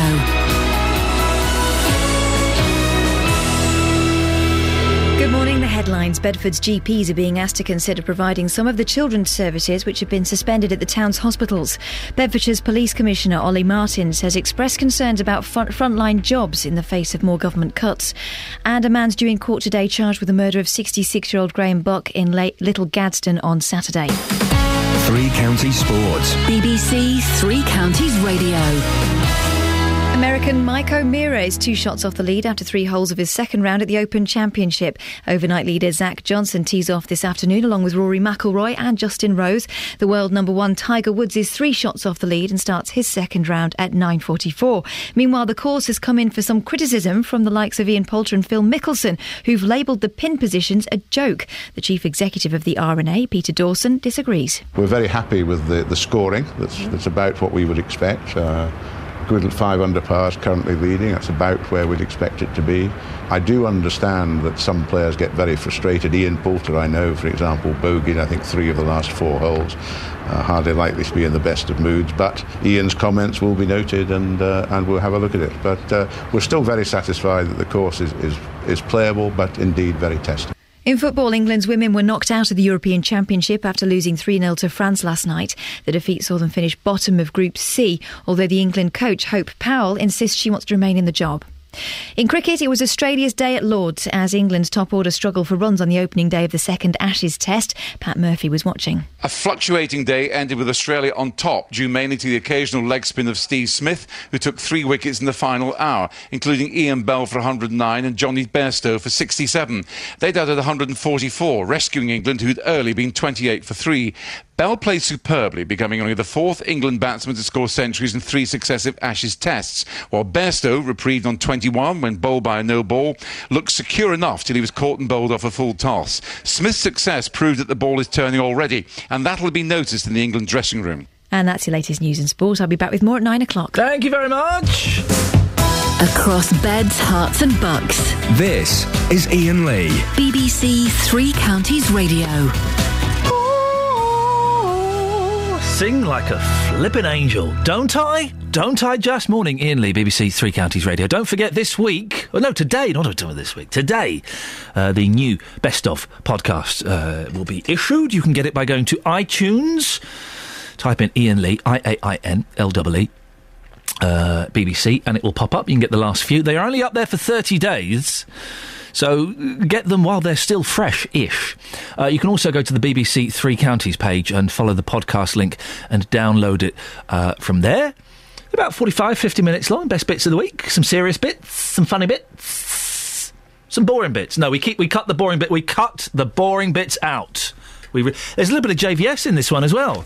His brilliant call from Melvin. I don't know if you heard his call from Melvin. This week. It was very funny. Well, Melvin called JVS a Nazi. I looked it up. Apparently he means Nazi. Anyway, it was an amazing bit of radio, and JVS has given me permission to put that in this week's podcast. I say given me permission. I had to licence it off him. I had to pay him £50 in cash. Does that sound about right? Is that how it works here at the BBC? I don't know. So... yes, okay, very exciting, right. But before that, Ken is in Luton. Morning, Ken. Morning, Ian. Ken, before I come to you... Yes. Justin Dealey. Hello, Ian. Yeah, I've just... sorry, it's just been typed on my screen that you are at a local nearby Greasy Spoon, is that correct? I will be in the next 10 minutes, yes. I would love a scrambled egg roll on granary with ketchup. Yep. And for my colleagues, a fried egg toasted sandwich with a bit of tomato ketchup. Right. And producer Tara is okay. You see, you're like a dog, aren't you? Sorry? See, yesterday, I was kind enough to bring you back a nice egg sandwich. Ken, sorry, Ken. Breakfast. What would you like, Ken? I'll have double egg, sausage and chips. Chips for breakfast? Oh, yeah. Ken is a man after... I've not had chips for breakfast for years. Loads of tomato sauce. Oh. Ken, are you a fan of the hash brown? Not really. Oh, no. I like the hash brown. And I tell you what you don't get very often. What's that? Nice bit of bubble. Oh, bubble and scotch. I love a bit of bubble. Hey. You don't get bubble very often. You have to go into places. You got any bubble? No, no bubble today, mate. No, they don't know how to make it now. So, Justin... Damn roly-poly. Oh, Ken, I'm coming round for yours for a fry-up, then a stodgy pudding. It took me all my time to get the wife to go out and buy some. Oh, I know. Women these days, they've got no respect for the stodgy pudding, have they? No. So, Justin, can you sort all that out? Yes, I can arrange that. Good lad. We'll come to you. What are you talking about in the next few minutes? Petrol Boss. Lovely. OK, well, we'll come to you in a second. Thank you very much. Ken. What? Now that... Sorry?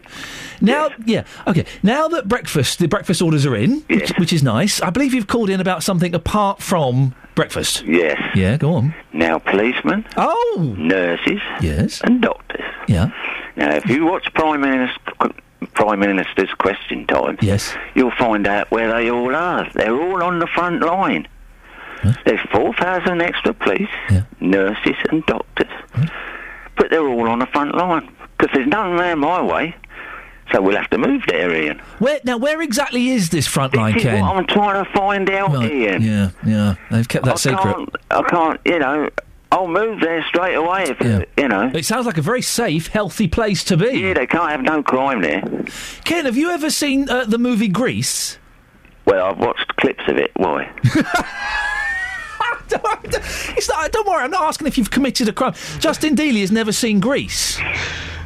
Well, he's not alone, really. We're going to be watching it at 9:10 this morning, Ken. If you're in Luton, if you can pop round if you want and watch it through the window. We won't let you into the building. Security. No, I'm too busy watching that. I'm on Neighbourhood Watch. Oh, of course you are. You're watching from your bed, aren't you? Yes, I am. Okay, so you'll be watching... Have you ever heard Stairway to Heaven by the rock group Led Zeppelin? Yes. Okay. Have you ever seen an episode of Friends? No. Ah! We've got one! Got him. No. I've only ever seen one episode of Friends... And I watched it twice. Okay, I saw this episode where they go to an ice hockey game, and then a few years later, I was ill in India watching the Star Channel where they were showing Friends. I thought, I might as well watch the second episode of Friends I've ever seen. Oh. And I watched it, and I went, hang on a minute, Ross is going to get hit in the face with an ice hockey puck, and he did. Can you believe it was the same episode, Kenjamin? Well, there you are. It goes around and. Comes around. Everything. It goes around. Ian. Yes, Ken. You were talking about the old songs that they rung. They used to sing about getting hung and all that. Be with you in a second, Justin. Yeah, yes, no worries. Yes, I did. The Green Grass of Home by Tom Jones about getting hung. Lonnie Donegan. Yeah. Hang your head down. Hang your head down, Tom Dooley. You remember? Oh, go on, sing it to us a bit. Hang down your head, Tom Dooley. Hang down your head and cry. Don't know what. It's about as much as I know. Oh, bless us. You know the gist of it. Yeah, I got this. Is that the same song as the one where he sings about does your chewing gum lose its flavour on the bedpost overnight? Oh, yes. Yes? That there. Now, that is a song. You wouldn't get Justin Bieber singing about chewing gum unless he was being paid $10 million. Oh, well, that's it. We used to live in the old days. You were talking about that. Sounds like you still do. Yes. Can you remember? Be with you in a second, Justin. We used to go down to the fair at Waldown Park. I don't remember that because I never used to come with you, but go on. No, but when we used to walk through People's Park and Pope's Meadow when the grass was about 2 foot high. Oh my God. I love grass. Hey, you see the old heads going up and down there, boy. You know, you think it's a new thing. Kenjamin, I can't believe what you've just suggested. Yeah. What a naughty boy. No, they're doing their exercises. Oh, thank you very much indeed. I wondered where it was. Just for a second, my heart sank. Justin! Yes! How do I follow that? Well, you have to, sir. You have to. Listen, we're talking about petrol this morning. There is strong suggestions that petrol could go up by as much as 4 or indeed 5 pence a litre. And on average, both petrol and diesel prices have already increased by 1 pence a litre in the last month. Justin, you've been looking at this for us, haven't you? Yes, I'm on Farley Hill in Luton. I'm outside the BP garage for unleaded fuel. How much do you reckon then, Ian? For unleaded, I don't know. Yep. I know that I know it's 136.9. It's 137.9. They've put it up this morning. Then they have put it up this morning. And in terms of diesel, we're looking at 141.9 as we currently stand before any increases. Ouch. So clearly very expensive. You've been getting reaction this morning. I've been getting reaction here, asking people how any sort of increase, how that would affect their lives, and this is what people had to say. Quite dramatically. Again, it just keeps going up and up and up. You know, my wife was ill a couple of years ago. She needs the car to get about. It's not something we've got a choice of giving up. So that car's absolutely essential to you, It is to us, yeah. Just my wife's sort of movement and freedom. Will it change the way that you drive? Yeah, we're just going to have to, make sure when we do go, it's essential sort of travel, really. Not just popping here, there and everywhere, but make it essential visits that we need to do. And just lastly, it's the key question again. Whenever we talk about these things, I always ask this question, but what do you think will be a fair price for a litre of unleaded fuel? Oh, blimey. I said I'll give it up when it went over, sort of £1 a litre, but that was a long while ago. I honestly don't know. They've just got us, haven't they? We can't do anything to sort of combat it. So, despite the price, which will go up, you'll just have to continue to keep on paying those prices. You've got no choice. That's right, exactly that. From a work perspective, it'll have a huge effect, mainly because as a home care provider, my carers have to obviously put fuel in their car. They have to make ends meet. From a work perspective, it has a huge effect. Yeah. And we can all moan, can't we, about the price of things, but do you think the price of fuel, as it stands even now, but before the increase, is just vastly unfair? Very much, especially for the people who work. It's going to affect it really badly. I take my mum and dad shopping every week. I won't be able to afford to do that. I can't afford to go shopping for myself, never mind them. How unfair do you think the price of petrol is in this country? It's really unfair. Every time you turn around, it's gone up. They just seem to put the price up whenever they feel like it. How angry does that make you feel? Very angry. Yeah, I just can't afford to keep putting petrol in the car. It's getting ridiculous now. It is very expensive, isn't it, Justin? Very expensive, and of course it's so essential for people. You know, people can complain if the price of alcohol goes up, but clearly that's not essential for you to go down the pub and have a pint of lager. People need their vehicles. That lady there says that the relationship with her parents won't be as strong now, and that's purely based on the price of fuel. Now, what I would say as well, Ian, that a number of people this morning are coming up to me and they're saying to me, why on earth haven't you listened to Stairway to Heaven by Led Zeppelin? We'll come back to that in a moment, but here's some more views from people about the price of fuel. Take a listen to this. Ho, ho, ho. Ho, ho, ho, you're so funny. This is the bit I've heard. I know this bit. Yeah. I know that bit. And she's buying a stairway to... That's all I've heard. That's all I'm ever going. You're so... Oh, I didn't know that was coming, Justin. Oh, there's a second clip of 48 seconds in my computer. Oh, I wonder if it's going to be another Vox, because we often split the Voxes into two. Yeah. Or whether he's going to sneak in Stairway to Heaven like an idiot. Come on, today. No. This is a special day today. I've never seen Grease. It came out back in 1978. Grease is the word. It's the word that you've heard. I've missed out. I admit that. Hands up, I've missed out, and you've missed out on Stairway to Heaven. Just sit down for 8 minutes, we can have a cup of coffee, and we can listen to the tune. It's pure joy. I tell you what, no, it's not happening. But I tell you something now, you're going to hate Grease. Well, it's so boring. The feedback I've had so far has been, to be quite honest with you, horrendous. So I'm not looking forward to it. It's not as good as Big or Gremlins. classic films of their time. I love. Are you a fan of the Goonies? Love the Goonies. Listen, I'll come round and have a Goonies party with you. Do you know what? Years ago, I wanted to put on weight just so I could do the what was it? The chunk shuffle, the truffle shuffle. Was it called? Oh yes. Hang on a minute. Tim's in Luton. Tim, what do you want? Good morning. Good morning, Tim. Stairway to Heaven. Yes. Rolf Harris version. Oh, Rolf did it, didn't he? Yeah, you must listen to that. It's infinitely better. Well, I'm not going to listen to any version of Stairway to Heaven. Oh, you poor chap. Well, listen, I don't mind callers when they're rude, but they're polite while they're doing it. Wasn't he a gentleman?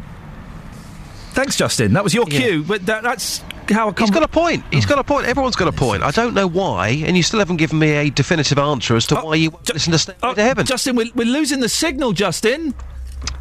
Oh, he's gone. Across beds, hearts and bucks. This is Iain Lee. BBC Three Counties Radio.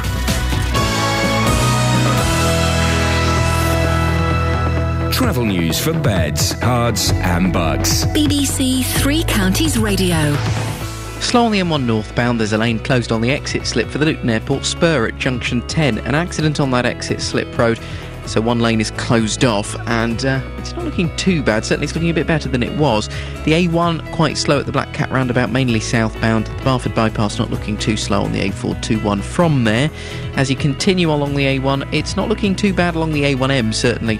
Past Hitchin looking okay. Stevenage a bit busy on the A602 toward the A1M near Gunnells Wood Road. Then into London on the A1, it's slow southbound at Stirling Corner on the cameras. The A5 in Dunstable looking quite slow on the cameras as you go from Regent Street toward the A505, and the speed sensor still picking up delays in Markyate on the A5 southbound as you come down toward the M1 at junction 9. Now the M25 is busiest anti-clockwise from Maple Cross to the M40. It's not been a bad morning for the M25, still slow, but not as slow as some days. Piccadilly Line tube, severe delays, Acton Town to Uxbridge, signal failure at Alperton. Adam Glynn, BBC Three Counties Radio. Thank you, Adam. We've got a band coming in, it's a Friday, and I've just thought, if they come in and play Stairway to Heaven, I'm going to destroy all of their instruments. Right, 8:47 or thereabouts. It's Friday, the 19th of July. I'm Iain Lee. These are your headlines on BBC Three Counties Radio. Bedfordshire's Police Commissioner Ollie Martins has expressed concerns about frontline jobs in the face of more government cuts. Bedford's GPs may take on some of the children's services currently unavailable at the town's hospital. In sport, the Manchester United manager David Moyes has again insisted Wayne Rooney is not for sale after Chelsea put a bid for the striker in and it was rejected. I suspect they're playing a little game. Coming up, a super cool hip band, it says here, to end Friday, followed by an egg roll and a showing of the film Grease. Beds, hearts and bucks weather. BBC Three Counties Radio. Sounds marvellous. Well, we've got some lovely weather outside today. Blue skies, feeling very warm again. Across the three counties, I think Buckinghamshire likely to get the highest temperatures today. We could be looking at 28 or 29 degrees Celsius here. Cooler towards Hertfordshire. We've got a bit of a northeasterly wind, and that's going to keep the temperatures feeling a little bit cooler, actually, but still in the mid to possibly just squeaking up into the high 20s. It's going to be another very sunny day. Lots of blue skies, a bit of fair weather cloud into the afternoon. Now, as we head through into this evening, we've got some clouds spreading in from the east, and that's going to be with us for the start of Saturday, actually. So, disappointingly cloudy start. Starting the day off from 15 or 16 degrees. The cloud eventually clearing. Certainly by the afternoon, it will be gone from just about everywhere. It will clear away from western areas first. So, possibly brightening up quite quickly across parts of Buckinghamshire, western areas of Bedfordshire as well. So, not turning into a bad day by the afternoon, but it will be a touch cooler because of the cloud cover early on, and also that easterly wind as well. So temperatures in the low to the mid-20s this time, possibly peaking out at around 23 to 25 degrees Celsius. Again, the best of the temperatures towards western parts. Same again on Sunday, possibly a cloudy start, clearing to sunshine later on into the afternoon. Things will be turning hot and really quite humid again into next week. That's the forecast. Thank you very much.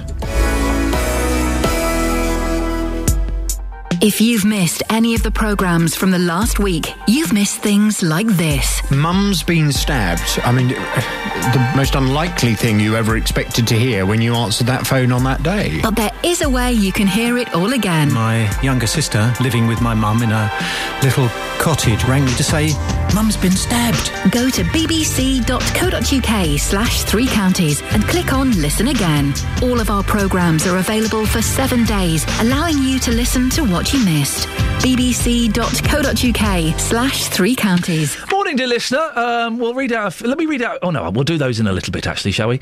Because we're joined by a band now each week. We like to get some musicians in to play a little bit of music for us. No, otherwise, there's no point in them coming in. This week we have New Groove Formation. They're an 8-piece ska funk reggae band. 2 of them are here, Ryan and Quinny. Well, the other 6, are they setting up? Are they? They're coming in. What's going on with them? We wouldn't have fitted them all in, to be honest with you. Apologies. We catch them live tomorrow night at Squires at Bedford. Hey, got to get that in quickly. That was good. I like what you did there. Are you the keenest one? Are you the leaders of the band? Oh yeah, we're gagging for it. Yeah, I bet. Tell me about it. It's a Friday in this weather. Who isn't? We're back to that park in Bedford. Now, listen. Give us a song first of all, then we'll have a little chat. What are you going to play for us? I'm going to play Get a Bit Stronger. Lovely. Well, actually, I'm going to play a little thing that I wrote with Rolf Harris. Don't you dare! Stop it! Stop it! Out! See, I've heard that bit because I've been in guitar shops in the 90s, so I've heard that bit. Yeah. And I've heard the bit about she's building a stairway to heaven. The rest of it, I've no idea. It's because no one else knows the rest of the song. Yeah, exactly. It's a very complicated song, I can assure you. Yes. So what have you got for us? It's called Get a Bit Stronger. It goes out to my mum, actually. Oh. It's a little reggae track to keep everyone happy, I think. Away you go, fellas.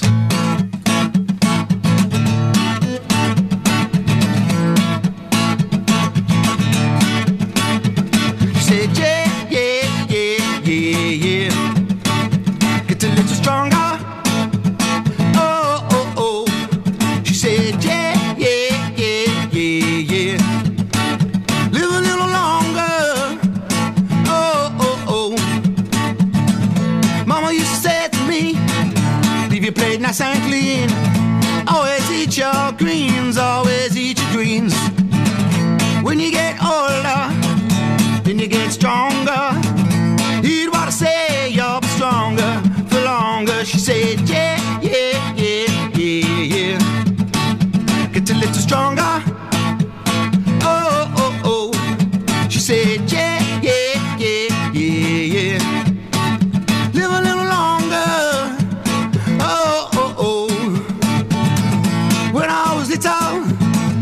Used to know it all. Couldn't tell me nothing specially at my school. Well, I was king of the playground, yeah, king on the scene.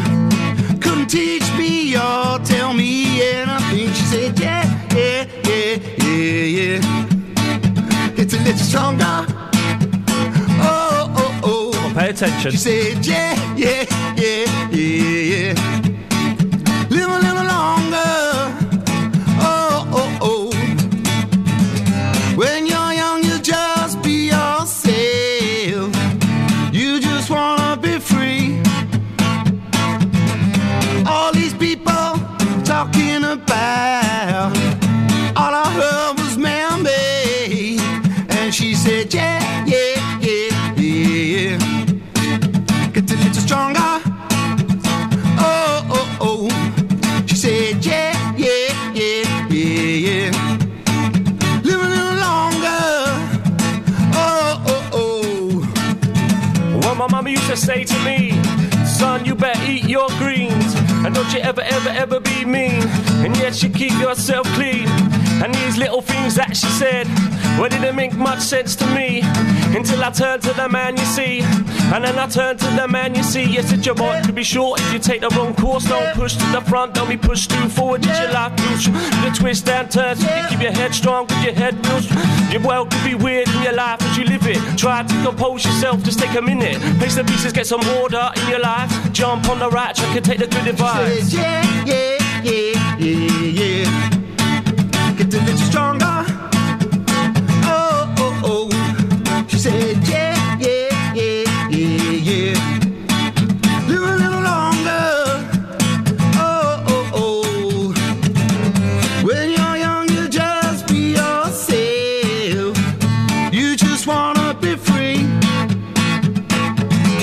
All these people shouting about, all I heard was man-made. And she said, yeah, yeah, yeah, yeah, yeah.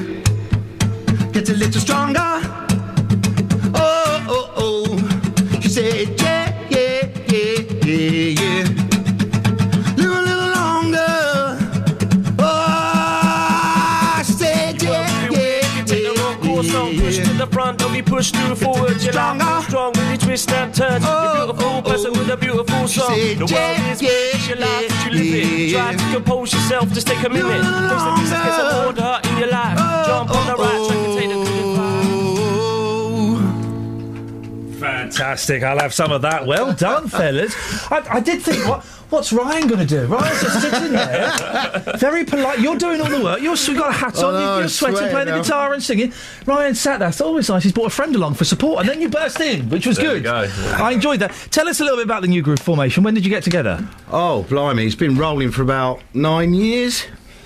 Yeah, Is it one of those things where people kind of come and go, or has it been the same group the whole time? Well, yeah, unfortunately, you know, band members do change. Yep. Sometimes, you know, it's one of those things that goes on, especially when you're in a band that goes on that long. Yeah. We're a festival band, Yeah.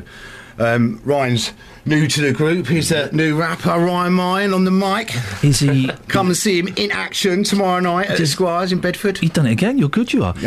Be honest. Is Ryan any good? He's pretty good. He's okay. He's okay. Pretty Okay, good. that's fine. Pretty damn good. Ryan, before you joined up with the band, what, you just like I don't know how it works with rapping. I know how bands get together, but were you just like an out-of-work rapper just standing on street corners or something? And how did you meet up with this lot? Well, I've known Quinny and the guys for quite a long time. Right. I was in another band for a little while. Haven't done anything for a few years, and then obviously got the call up. I feel very privileged to be in the band, really, to be fair. So. Listen, it's a cracking sound. Have you got a website or anything, or that people can go to and find out more? Yeah, it's www.newgrooveformation.com. We've got gigs on there. Twitter's @NewGroovers, and we're on Facebook as well. New Groove, Facebook.com/New Groove Formation, I think that is. They'll find, if they New Groove Formation, if they Google it, they'll find you. Listen, we're running out of time. I'd love another song. Cool. If I raise my hand, don't think I'm being rude. It not means you failed the audition. It means that we've got to go to travel, which we will do in 2 minutes' time. So that means keep on playing, stop singing, and stop talking so quickly. That's what that means, okay? So I apologise in advance. Away you go, chaps. Okay.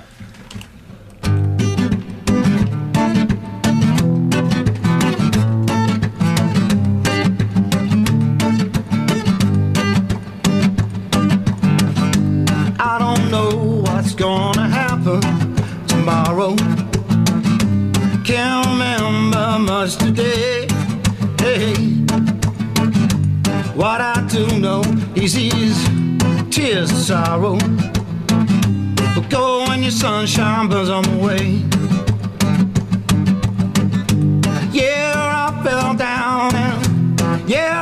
lost my crown, but I'll get it back someday. Hey, 'cause I know I got you and you always see me through. I'll be back on my feet again. I wrote the book of broken promises, baby. You sat and watched me write each word. But the truth is that the ink run dry just lately. I know I've been bad, but you are my world. I don't blame you if you want me to leave you. Say the word, I'll leave you alone, alone. But the truth is that we're too entwined, believe me. Together is the only way we grow. Yeah, I fell down and yeah, I lost my crown, but I feel so rude doing this because this is fantastic. We'll have a little bit more, ladies and gentlemen. Let's get the travel news now. Here's Adam. Adam, over to you, sir. Northbound lane closed on the exit slip at Luton because of an accident there. The A1 slow at the Black Cat roundabout. Delays in Stevenage on the A602 toward the A1M. Pretty busy on the A5 in Dunstable as you go from Regent Street toward the A505 at the West Street traffic lights. It's been slow all morning in Markgate. Still is on the A5 southbound between Lynch Hill and Luton Road. Down toward the M1 at Junction 9. St Albans looking a bit busy on the A414 with heavy traffic from Shenley Lane down to the London Colney roundabout at the A1081. Anti-clockwise M25 slow as it always is from Maple Cross to the M40 junction 17 to 16. And if you're making a journey by tube, the Piccadilly line runs with severe delays Acton Town to Uxbridge. That was a signal failure at Alperton early this morning. Good service on the rest of the line, no other tube problems, and the train departure boards are looking pretty good out there at the minute. Adam Glynn, BBC Three Counties Radio. Adam, thank you very much. That's it, that's your lot. Thank you very much to Ryan and Quinny from the New Groove Formation. I appreciate you coming in, chaps. Have a nice weekend. Don't forget, download the podcast later on today if you want. I'll be back on Monday. JVS is up next. Until Monday, from me, ta-ta. On FM, AM, online and digital radio. This is BBC Three Counties Radio. Thank you, Ian. Good morning. Welcome to the JVS show. I'm Jonathan Vernon Smith. Friday, the sun is out. And on today's Big Phone-In, I'm asking, do you honestly think we need more police on our streets? The current